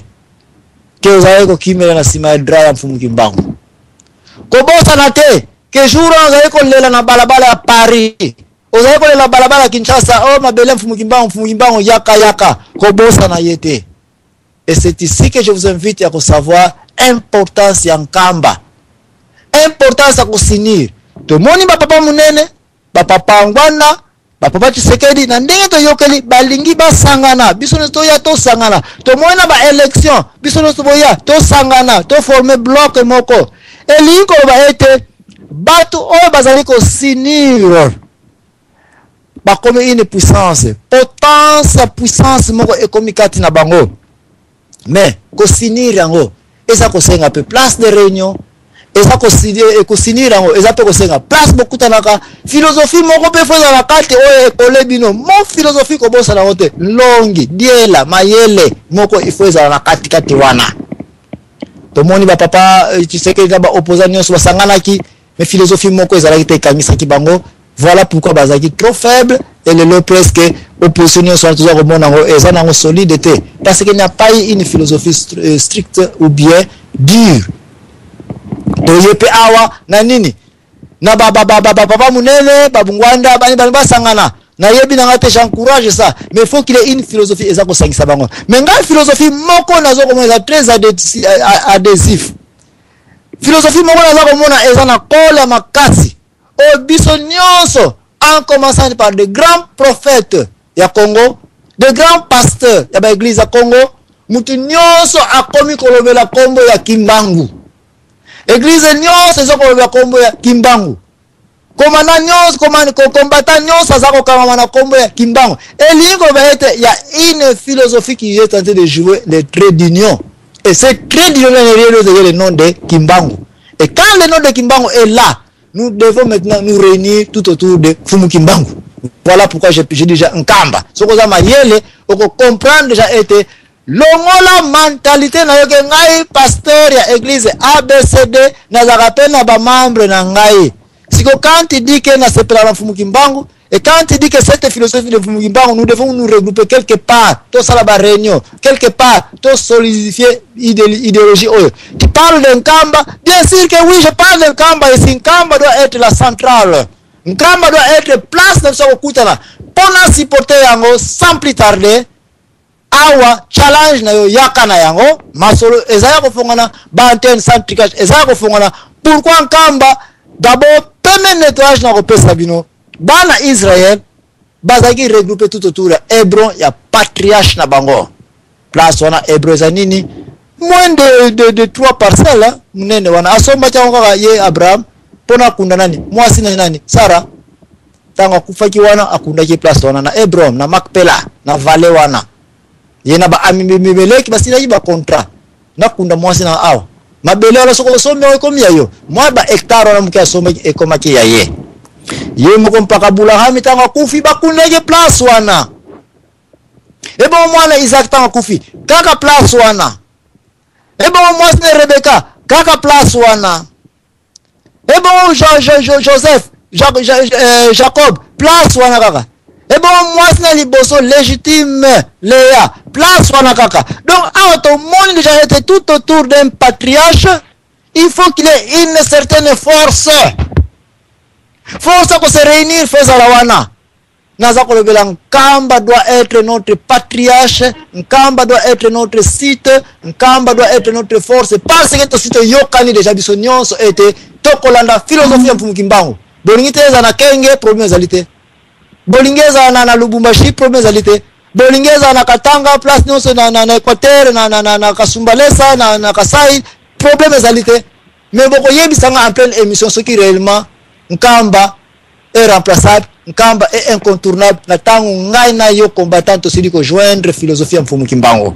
Mais nazakoya oyezaka introduction premier support na kokota na mpokea quelle est la puissance dans Hebron, to comparer Nkamba, quelle est la puissance est dans Vatican, to comparer Nkamba, quelle puissance dans Jérusalem, to comparer Nkamba. Na moyenne kwa téléphone à côté pour des raisons on a yébité ce kaza au consommer minute boni na persona no maloba popo opemisanga muke avant que na ko détailler sikoyo pourquoi ba place ba patriarche net ka Mfumukimbangu eza comparable te na monde eza pe ba place belete ndeko na telefone ya 44 suki na 94 da pesio maloba. OK, matondo kulutu na kopesa maloba vraiment eza leki na yombo lipasa suki na koti vraiment eza sujet meni le vraiment eza sujet mo et toucher ngai kulutu oyebate ya omoni na koti pona na ya koloba boye. Alors nanga lo baboli mbisi bana bango ba tsomo kelele na pesi na bande konyo bazola na mbote na pesi mbote na pesi pe ndeko diana sufutu na machine mbote kutu vraiment si je na yo eza vraiment la ndia ona bokebi eza par rapport ya Mfumukimbangu ya omoni tango lobiki ya Mfumukimbangu mingi bayebiye na ba marche mingi donc il y a mutu moko bateye te mais ngai au moins peut-être na tozalaki o négliger Mfumukimbangu tokolaki toyebaki malamu te po balakisaki fe pe ndenge sengelaki te mais na ba radio ya ona ko senga bande ko nyonso yo bazwa ba moyen na bango ya ko bimisa bambongo na bango o sengelaki basala maka mususu mais basali ba radio oyo eza ko la musabiso ba congolais vraiment na yeko tonda bango botondi mingi par rapport à sujet na ko meri parce que ça ba radio pe mutu na mususu ba biso ba oyo ndeto découvrir ba réalité belle ko tout vraiment na sengela oyo merci mingi na musalo sali liboso na mususu tozalaki na ba mususu mona batu bandi mara opinion na yo mais tu veux comprendre que Congo peut tambola malamu il faut mutu na mutu apesa makanisi na ye tokobundela makanisi nde tokomona makanisi eza malamu tokotambusa yango Congo. Vraiment merci mingi kulutu natondi botondi natondi bakulutu na biso nyonso oyo balobaka vérité mpona Congo bamanabi bakulutu docteur Vitakanga vraiment napesi bino botondi mingi na oyo bozali kosala mpona kolamusa biso mpona likanisi vraiment ya sujet ya lelo vraiment biso bacongolais toza mpena na obligation ya koreconnaître Mfumukimbangu comme Mfumuku Congo po azali mutu oyo aye penza andimi kokufa pona mabele ya Congo. Et puis eloko eza grave soko landi histoire ya Mfumukimbangu atikalaka kosenga mutu mabonza te atikalaka kozala na bolingo ya mbongo te azalaki na vie moko oyo tobengi vie normale donc aviva sans la vie matérielle donc tobengi matérialiste te et puis akufa ndenge wana mais bana na ende ne peut-être dans réjouir na oyo ye alonaki vraiment naza vraiment ko kotonda papa na biso Fumu Kimbangu epa azali botondi mingi na réalité oyo na biso na Congo eza pena réalité oyo tomoni yango na grand maître na grand bateau pena baya kosikola bamboka na bango par exemple ya Jésus Bouddha Mahomet bato lokola Gandhi okomonaka Gandhi azalaki na vraiment na vie te ke non faut alanda matérialiste alanda ke ye faut kaka nde azala na bambongo vraiment ezali babiloko oyo exemple ya malamu oyo biso penye bana tosengeli tolanda et puis donc bato ya ndenge wana vraiment biso bakongolais lokwa toujours sans chance vraiment ya kozwa moto ya ndenge wana na kati ya mabele ya biso vraiment il faut torekonetaka ye na ndenge ya kosangana te il faut toyebaka date nini akufaki date nini abotamaki mpo vraiment tozwaka ta ya kocelebre yango mpo yango mpe ekopesa biso na mosusu bamapamboli na makambo mosusu parce que ntango tozoreconnaître bato ya ndenge wana moto moko boye ayaki na mokili biso nyonso toyaki na kongo wana tozolela tokende bapoto tozolela tozala bavie oyo tolingi tozala nango totambola bavoiture na ye atalaki bavoiture te atalaki bapoto te atalaki bambongo te atalaki eloko te mais akufi donc nde tobaka na mpiaka na ye donc na pauvre kaka ndenge ayaki na mokili ndenge azongeli vraiment moto ya ndenge wana soki biso bakongolais tokorekonetaka ye vraiment na baventure ekozala mema mingi yango na kobela na bandeko na nga soki oyoki mokolo moko babi ke lelo eza mokolo ya Fumu Kimbangu vraiment tokende tocelebre yango tosepela bandeko bazosepela yango parce que azali papa oyo vraiment nayebi te nazali donc bamoko toza te oyo place nini tokotya ye parce que oyo asala ezali grave donc so opelango na histoire ya ndenge ya mokili bato basala basacrifice mpo na mboka na bango donc vraiment azomérite totya ye na place moko vraiment ezali trop élevé parce que akoyene mpe kondima oyo esengelaki andima avivre à l'aise na bana na ye mais asali 30 ans na prison mpona juste ke kogarde position na ye puis kolakisaki non mbongo to voiture to nini ezali eloko te na mokili oyo donc motu nini tokosala yango mais mbongo ekosala yango motu te en tout cas matondo mingi kulutu na développement na oyo ya makambo ya Voluzi Kimbangu na poko ya matondo Matondo ingeta eboto merci mingi likamba kitoko lobi ezali na chance munene Congo azana ya kozala na mutu neti ya papa Simon Kimbangu. Pourquoi parce que ba pays nyonso te mutu bakoki koloba ete toza na philosophe na biso toza na mutu oyo tokoki se regrouper tout autour na ye kene na ba pays nyonso pesi komba Gandhi les Indiens se retrouvent tout autour de Gandhi. Mais en attendant pour to kende pe musika bande ko bele ba kokota na yebi yango très bien to yeba ete na Palestine place na lobeli na Israël place na lobeli place Hebron ezali place patriarche mpaka Abraham asomilaki mabele oyo ekoma ya bango place wana ba place abo ezaka toujours na une certaine puissance olinga yango te bande ko na ngai bobo fongola misu boyo ka ngai très bien parce que Abraham wana mususu Ismaël nakata Hebron mwana yepe awela ki mabele papa na ye awela ki nzota papa na ye aloba ngai pe naza ku le premier fils na côté ya papa na ngai na Abraham je dois garder l'intégrité de la terre de mon père kende sala ba recherche ba musulman na Palestine bango batu baza en charge ya kotia ba surveillant ba garda kanini mausolée wana to basilique wana ndako ya patriarche na biso bazali bana na mususu wa kota Jacob biso pe mususu awa ke ba chrétien ba pesi ba Yuda bango su bazawana donc na ndako moko na bisika moko vous avez tout au moins des racines oyo ba tiraka puissance spirituelle na bango na bisika wana vous avez des musulmans vous avez des chrétiens vous avez les judaïsmes bazana kati wana elingo bete nini bakena kosala wana. Question qu'il faut se poser.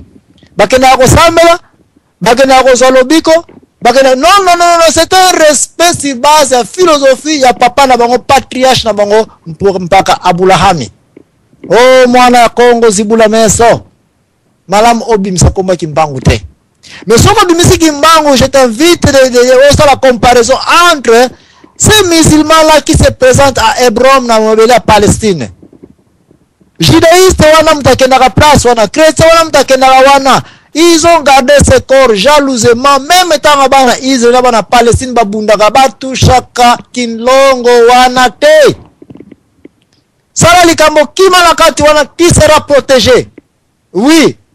Comparez Hébron, comparez Kamba. Est-ce que oyo kite que le patriarche na biso papa Simoni Bango azana mausolée dans Kamba wana? Pose-toi cette question. Ceux qui répondent à dire oui, pourquoi tu t'intéresses au kimbangiste? Ceux qui ont un problème avec l'église kimbangiste, quel est ton problème avec Kamba?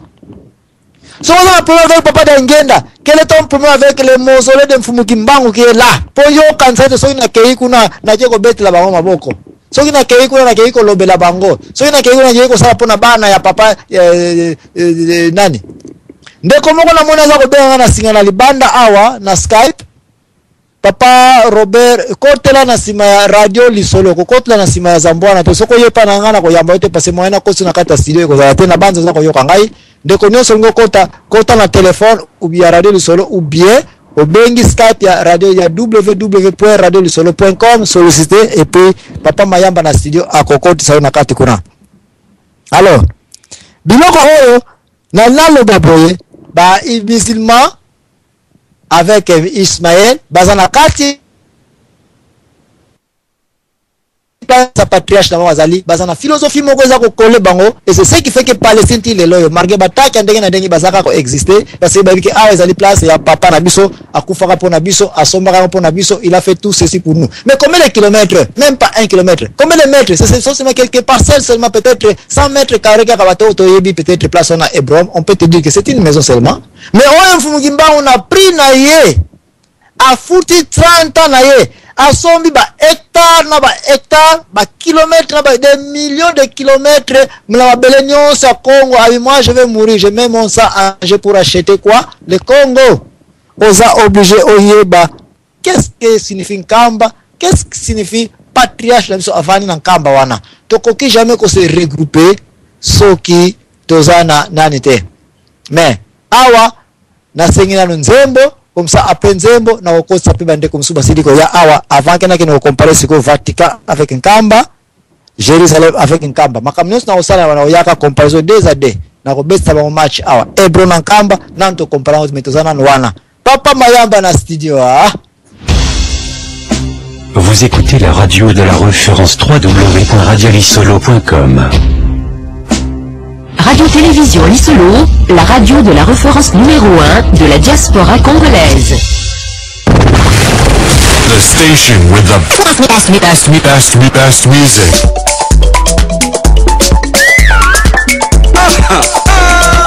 Marima, back again, alongside Nanong in the back here. Reggie's the picture, and then wine, plus, we don't stop, we don't quit, we don't stop, yeah, wait your team. Employee, we don't stop, employee, we don't quit, taking my pushing, I'm about to get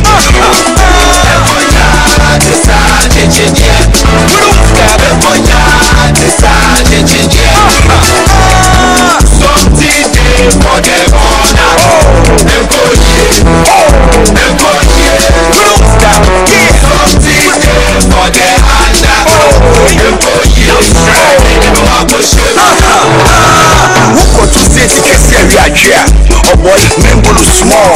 Etikesi pantalon apatanga don't venture wa. Gamno, engine mitiasu enko ja enkoye. My check alignment change oil mechanic enkoye. From here to Sawan, when it's here, my chair anchor 2 hours. Mitiasu 4 hours. Yeah, still me do that. I'm a gun on the crane, I'm a dono. Monya veggies to go koye. I'm who brass off and brass rene. I'm a U10. Nepa poor wool cross won't go ye. What to do for our then never women are 7 and better than wake up performance. The game I get so much me, stand up on time down for teaching. It's a remote control. This way, this way, this way, that way, this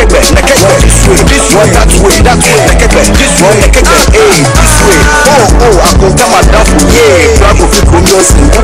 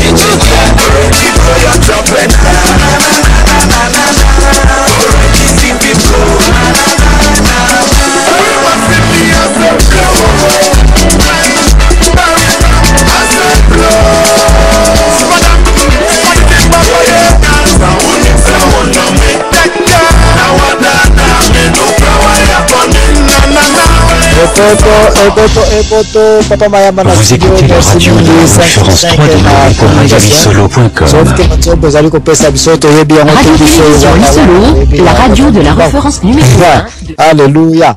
Bisika oyo na banza na siliko yamba ndeko na ngai Papa Robert Mukolo mutu azali pe l'un des historiens oyo nga na pesa ka respect mingi asili pe koyeba makambo ebele concernant Nkamba. Mais papa avant nga na pesa maloba naza na question epana yo na banza siliko yoka ngai ete Hebron ezali place ba patriarche place pa kundela ba papa na biso ya liboso kuna Nkamba pe place kumeli ba papa na biso ya liboso. Est-ce que okoyiko yebisa biso na cadre bokundami na Nkamba ba patriarche nini to na kinlongo wana netika compare na Hebron banani bazali wana avant yo obakisa mpoke na yo concernant comparaison ya premier tableau entre Hebron na Nkamba.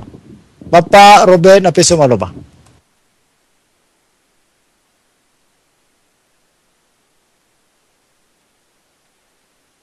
Papa Robert na peso maloba kuna na yebite micro na banza ezana na kokangama a n'importe quel masoko fongoli yango okoki kozwa maloba po loba. Papa Robert na peso maloba.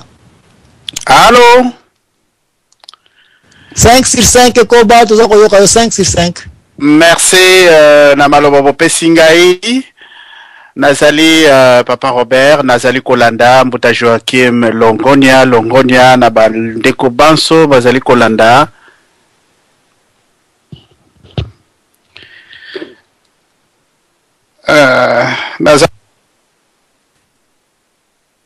5 sur 5 koba toza koyoka yo très bien. Papa Robert namoni azana makoko soki na yebite toza koyoka yo très bien. Best music. Best music. I love the music. Best music. Merci Papa Robert. Bongisa micro et puis zongela biso ozali vraiment très capital ya ko répondre question oyo. Mais en attendant eloko moko na ko bakisa na likolo ya place toza ko comparer Hebron place bakondila paka Abulahami avec Nkamba. Ezali eke mwasi moko otoza kate balobela ki ete Rachel ye akunda makina Hebron wana pe. Mais ce qui importe pour na biso to ye comme on a été puissance ya ba musulman, puissance ya ba chrétien, puissance ya judaïsme et kangami tout autour ya bisika wana kaka oyo ndeko oyo bakundela ki ya de soldats ba surveiller ka place wana ba patriarche bazali ya de surveiller là-bas et puis ba exilé pe ceux qui yeli ba mbule ba kimela ka place wana ceux qui pe ba musulman na bangona ba juif kuna baza ko yoka na te baya pe ko sala ba réunion na bango kaka na kati ya ndako wana qui est pacte na bango yango na lobaki te ya une puissance na ba place ya boye raison batiaka maboko na bango so ba signer pacte wana po bayeba ete makambo oyo papa na biso soki ayoki yango akosilika na ndenge toza kokabona ndenge toza koteta na kasi ba musulman na ba juif kuna baona bango baza bandeko na bandeko baza na place na bango bakenda kokatela makambo oyo ezalaki oni kuta kokane kokata ngo tesoniki oni yimta kenda komwanga bango me soki ka bayokani bakende na place wana le patriarche makambo nyonso bayokana kuna en tout cas contrat ngo ba respectaka yango très bien. Voilà pourquoi naza kokebisa bino te yeba bakisimbi na yo Congo est un pays moko trop spécial. Il n'y a pas beaucoup de pays dans le monde où on kuta bateau bakoki kozala na table oyo bakoki kuta na se ya nzete oyo nde biso tobenga na sarado solo se ya nzete biso toza na se ya nzete na biso Nkamba mais toboyi kokende na se ya nzete ya Nkamba. Pourquoi? La première débat naza condamné c'est l'église Kimbangisi bambuta oyo bavandi wana. L'église Kimbangisi doit libérer Nkamba dans ce sens que il faut l'église Kimbangisi reconnaître si bien que ezali gardien de feu pour na combattre la Nkamba komisa ngona ndenge ezali ko continuer ko garder intégrité na yango. Mais l'église Kimbangisi doit aussi passer un message très solide dans la population noire, la population congolaise pour na koyeba ete ba porte ya Nkamba ezali ya kofongwana na mutu nyonso ndenge ba porte ya Hebron ezali ya kofongwana na mutu nyonso. Faute ou manquement de le faire eza kofunda ete bato ebele sikoyo bakomi kokole Nkamba avec Kimbangiste, bato bakomi kokole Nkamba avec Papa Simon Kimbangu, et puis bakomi ko se réserver pour dire que Kimbangiste wana donc Kimbangu. Mais sikoyo merci Jésus ye moko na molimo na ye moko Papa Simon Kimbangu na effort na ye na onyo sa kwa ko sala na puissance d'aba pesa ki conclusion et komona na ete moko lisusu te akoya kolobela na place ya mfumu Kimbangu esprit na ye philosophie na ye moko yango moko ezu place na mitema ya Congolais nyonso bientôt na mitema ba Africain nyonso na mitema ba noir nyonso na monde tokoyeba ete quelqu'un oyo atelemelaka makambo ba noir na ba mindele na niveau moko ya respect ya mabele respect ya place na yo. Alors Nkamba avec Abraham soko za na question okoki koya mais siko ngana tindiki émission na toute émission kumpala tokende un peu na Vatican peut-être comparer Vatican avec Nkamba encore émission na za kimbaisa c'est Nkamba la cité du grand roi. Pourquoi la cité du grand Puluzi la cité Onyos oiko benga tokoyeba soki makambo oyo toza comparer ku circuit eko match te eko simba te tokende na Vatican.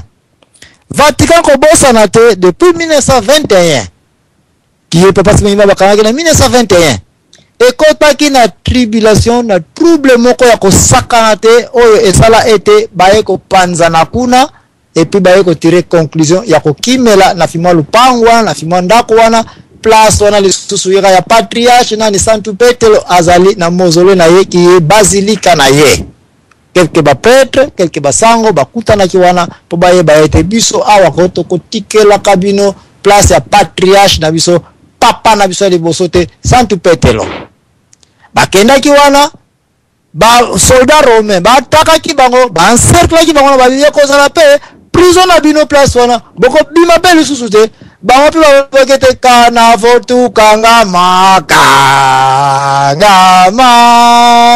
katwe na yewongako bakanga ki pe place wana bango ba ki bobo na biso ba tikela ki bango place à patriarche Santu Petelo te ne wana yoka lupangu ya Vatican rien d'autre que une prison donc bakanga ki bango na kati wana comme prison na bango ke boko sambela wana boko bima pete même batu batima na Roma wana e komaka pe place na bango ya nini ya protection e komaka pe place na bango ya nini jusqu'à ce que en 1929 enfin c'était conclu que Vatican est comme un état libre na kati ya état Roma Italie mpoke e comme ya munene Nkamba eza na kati ya Congo na province ya Bakongo na sous-région ya Cataract na district ya Mbanza-Ngungu na secteur ya Ntimansi naza koya Nkamba lelo sokota na ba papier et boto ingeta malamu mais loko yokola na propre mwana ya Ntimansi. Pourquoi Ntimansi? Simplement parce que bakoko na biso avant kutu biloko ya ko salemana yebi na ngate comment ils sont arrivés à savoir que circonscription muke place Nkamba montano na ezaleli eko benga maka na kombo ya Ntimansi. Pona yo mutabi ki Kongo te Ntima signifie motema, Nsi signifie nza, mabele. Ba déclara qu'il y a déjà avant kutu mfumu Kimbangu a existé. Que place oyo, circonscription oyo kobenga ma Ntimansi, centre, le cœur du monde. Bande konanga, je ne suis pas ici pour faire la publicité de quoi que ce soit, mais na ligno comprendre valeur ni nos avons na boko de moi na Congo. Kene par tout le monde, il y a une place dans le place là bien au cœur du monde qui est awa, exacté. Scientifiquement, on peut le prouver. Zwa kompa tsala Nkamba. To tsaka na sina na région ya Ntimansi wa koko na so bien Ntimansi, le cœur du monde. Kene na likosi ya Afrique na côté ya Somalie. Zwa kompa le kolofongola yango tourner en rotant tina kota Madagascar au côté si Afrique nyonso na katikati sur base ya Ntimansi, le cœur du monde. Nkamba est la place où le cœur du monde. Mais tu vas comparer Nkamba avec Roma awa. Roma awa est la montagne. Tout n'a pas trouvé na Vatican bako yebisa yo. Nkamba awa est la montagne entouré de 5 autres montagnes et puis montagne moko na katikati na sommet na place batsan zote mfumu Kimbangu. Keba boyoka kama solo Nkamba botanga yango ne boyoka ngo pa na ngai buta sambwana mutu na vanda wana na kola wana na tambola wana. Je peux te dire la configuration de Nkamba. Nkamba est une montagne morate, mais à 5 montagnes ou 6 même montagnes et 7e place mfumu Kimbangu avandi wana. Nkamba pesa village à Mutute. Pourquoi kaka mfumu Kimbangu apona place wana kaka et pourquoi place wana na bakoko na so bien Ntimansi, le cœur du monde. awa avant na continuer pour papa Robert akima kibiso pour na micro ne sala ki mafuit papa Robert oyoka yi question nga na zongi sur maloba avant que ngana continuer entre Nkamba contre Vatican. Merci pour na maloba muta Joachim nkuvu baka na benga yo nkuvu baka na bakisa yo kombo msusu parce que ozali mur oyo ezali indestructible o toucher likambo ya munene nalingi na bakisa eloko moko oyo lobi avato kende kuna c'est vrai Nkamba elingi koloba papa Kimbangu ye moko mboka wana kala bazali kobenga ngo mbola mais Ntimansi c'est vraiment le cœur de l'univers pour la nina lobi boy na baye bazali kolanda biso ba pasteur bokoki kotala na Esaïe chapitre 19 na Esaïe chapitre 19 verset 19 à 20 baza koloba ete na tango ezali koya tata Nzambe a komilakisa na katikati ya mboka na motema Ntimansi botala ngo ekomami na français kasi bino koki kozwa ba référence wana kuna ezali esika papa Simon Kimbangu ndenge papa zali koloba c'est vrai Congo Afrique moto mwendo mpe mokili mobimba akomona nzela te soki tozongi na Nkamba te Nkamba église Kimbangisi te mais Nkamba ezali ntima motema ya mokili na ndenge nini à partir de Nkamba ba nation nyonso ekozala réconcilier c'est écrit dans la Bible dans Esaïe 19 wana soki batu batanga ka Bible bakoki kokende kotala mokanda Esaïe ezali ekomama kala biso kutu tobotami te papa Kimbangu wa botami te moto mwindo na tango kala 700 ans avant Jésus-Christ mais mokanda wana ezali entièrement dédié na moto mwindo même pour ko comprendre ngo Nkamba ndenge elobi yo ezali Hébron ezali espace ya ba patriarche na biso epai tokokenda kozwa force na kozwa kaka ndakisa moko papa Simon Kimbangu abandi musala na 1921 mais avant 1921 ba recherche salemaka na Vatican parce que bazalaki kozela mokonzi Nzambe akobotama mpona aya kokonza mokili oyo ba recherche zali tokozongela ngo mukolo mususu mboko ya komona ngo ntango wana batu bapanzani na mokili bazali komona eloko ngo ezali kuya eye kovanda na Ntimansi tozongi na 1706 ndona Beatrice Kimpavita oyo azalaki prophétesse ya liboso oyo Don Juan oyo azalaka nkuvu baka le roi du royaume Congo ntango baye kozwa mboka na ba portugais ye akomaki chrétien outai koloba likambo yango akomaki chrétien kasi na mpasi oyo emonanaki na kati ya mboka wana Nzambe atindeli biso prophétesse ndona Kimpavita lobi boy mokonzi akoya akobotama na Ntsundi province ya Ntsundi akobotama na Ntimansi mokonzi yango nani Kimbangu bakongo ya tango wana bazalaki na montagne moko oyo tokobenga ka malencontreusement le mont Bangu à l'origine ça s'appelle le mont Kimbangu na montagne wana donc Fra Luka do Kaltaniseta ba oyo bazali na ba ordinateur bo Luka azali frère ya congrégation ya ba jésuite na Rome ba capucin pardon na Rome yem to sala ki recherche wana ntango ya komi na 1700 akomi na royaume du Congo akuti montagne Kimbangu ezali nini ezali montagne moko kitoko epai batu soki bazali na conflit bakokota kuna mpo bakende kozwa solution ce n'est pas moi ça c'est Fra Luka de Kaltaniseta je prononce bien son nom kombo na ye soki botali mokanda moko sango moko akomaki babenga ngo le dier congolais ezali na Kinshasa na ba bibliothèque nyonso partout na monde soki olandi yango babenga ngo dier congolais okomona ete pratique wana ezalaki ko salema kombo ya Kimbangu eyebanaki avant même que Kimbangu physique ne vienne. Donc na lingi awana semisa na loba ete Kimbangu elingi koloba Nkamba. Nkamba elingi koloba Kimbangu. Soki ya kate message wana tokoki komona Kamba te. Tolanda ba confusion oyo tozana ngote. C'est vrai confusion eye mpo tozala likamba munene. Mpo distraire biso. Donc wana totiango pembeni toza ko benga ba chercheur bolanda botala, c'est-à-dire et pas biso to kozwa solution e ko wutela wana ya mibale ya misato papa Kimbangu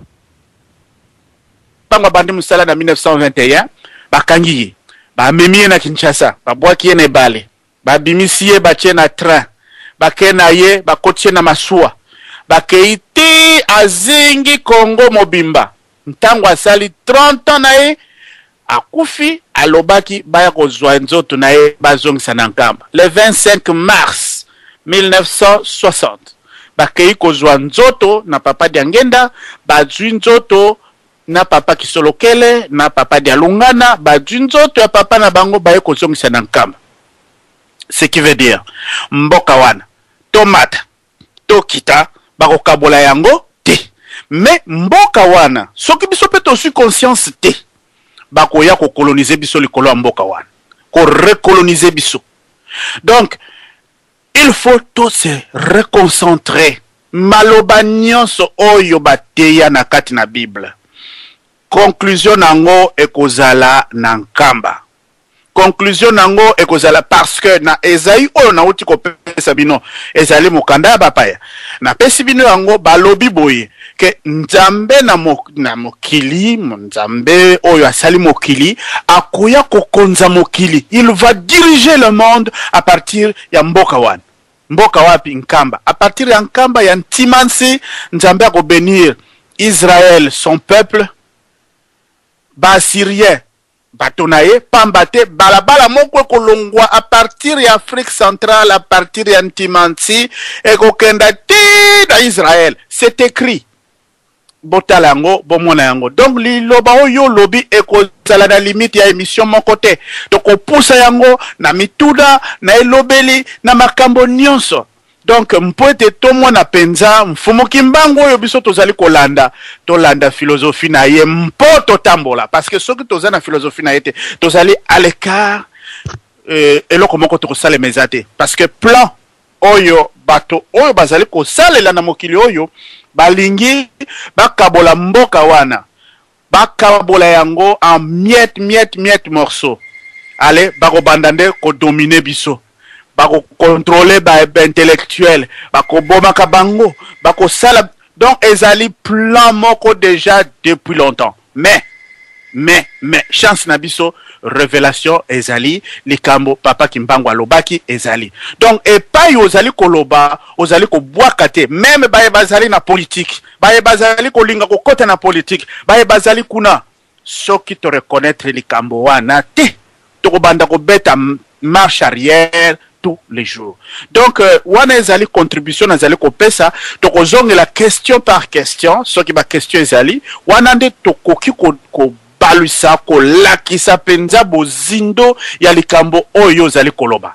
Nkamba ezali mboka na biso banso, ezali mboka ya muto mwindu, ezali mboka ya mokili mobimba. Donc il faut ezwa esika nango, mais ebandanani na ye congolais. Yo moko congolais omona esika nini ozali kosala epai wapi ozali kotambola pamba te soki tondimi mfumu Kimbangu atambola na biso alobaki nini mpona Congo. Mfumu Kimbangu asalaki nini mpona biso to sambelaka. Mfumu Kimbangu alobaki metolanda nde philosophie na ye totala epai wapi tozali to mitala malamu avant to continuer na politique. Voilà mbota monto na lingaki na telemana wana.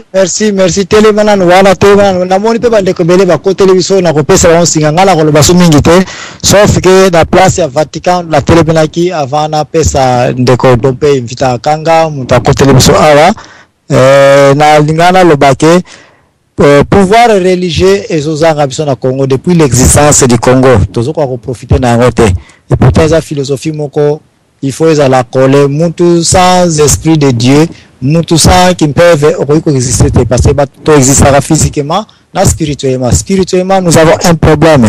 Parce que le Vatican a fait comprendre pourquoi la puissance y a Vatican dans le monde. Ce n'est ni pour les kitoko wana, ce n'est ni pour cimetière les aliwana, mais c'est parce qu'il faut qu'on y qui est là. Sans tout péter avec puissance, c'est personne là qui est. Cité à Vatican et monana était ezali cité à des envoyés de Dieu. Cité oye batbazana kilo qui peuvent ekoka. Awa oye kotala nkamba comme la ville, tozali kolobelango. Nous avons sur notre patriarche avec la même philosophie. Oye kotala basantu polo bamakambasala ezali corrélé pe na politique basala ils étaient là na Rome koningisa l'empire romain parce que bossa na te force italienne na empire romain ezala grande puissance na Washington bakei ko vendre la bango place wana bakei ko tiela bango lilo bananzabe bakei ko tiela bango kaka ko excommunier bango na ba misala bango ko boma batu na fraude ba tricherie kaka place wana. Et puis, non, le Vatican, c'était un papa. Pape signifie papa. D'ailleurs, Mfumu Yanlongo. Nkamba a toujours été dirigé par un pape, par un chef spirituel, par un Mfumu Yanlongo. Donc, awa token de gauche, tozo à droite, n'a qu'on continue à comparer tableau, il y a Vatican, Hébron contre Nkamba, beaucoup yep sanga eloko nini place, nini trade union, nini bar, nini point, nini zangina i, o nyoso ngana kolobra awa.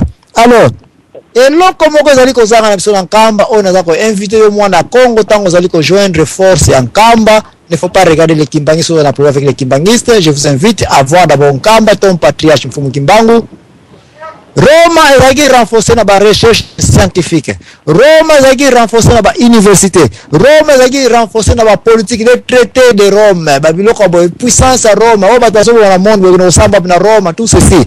Nkamba, faisons tout tant que nous se retrouver place wana.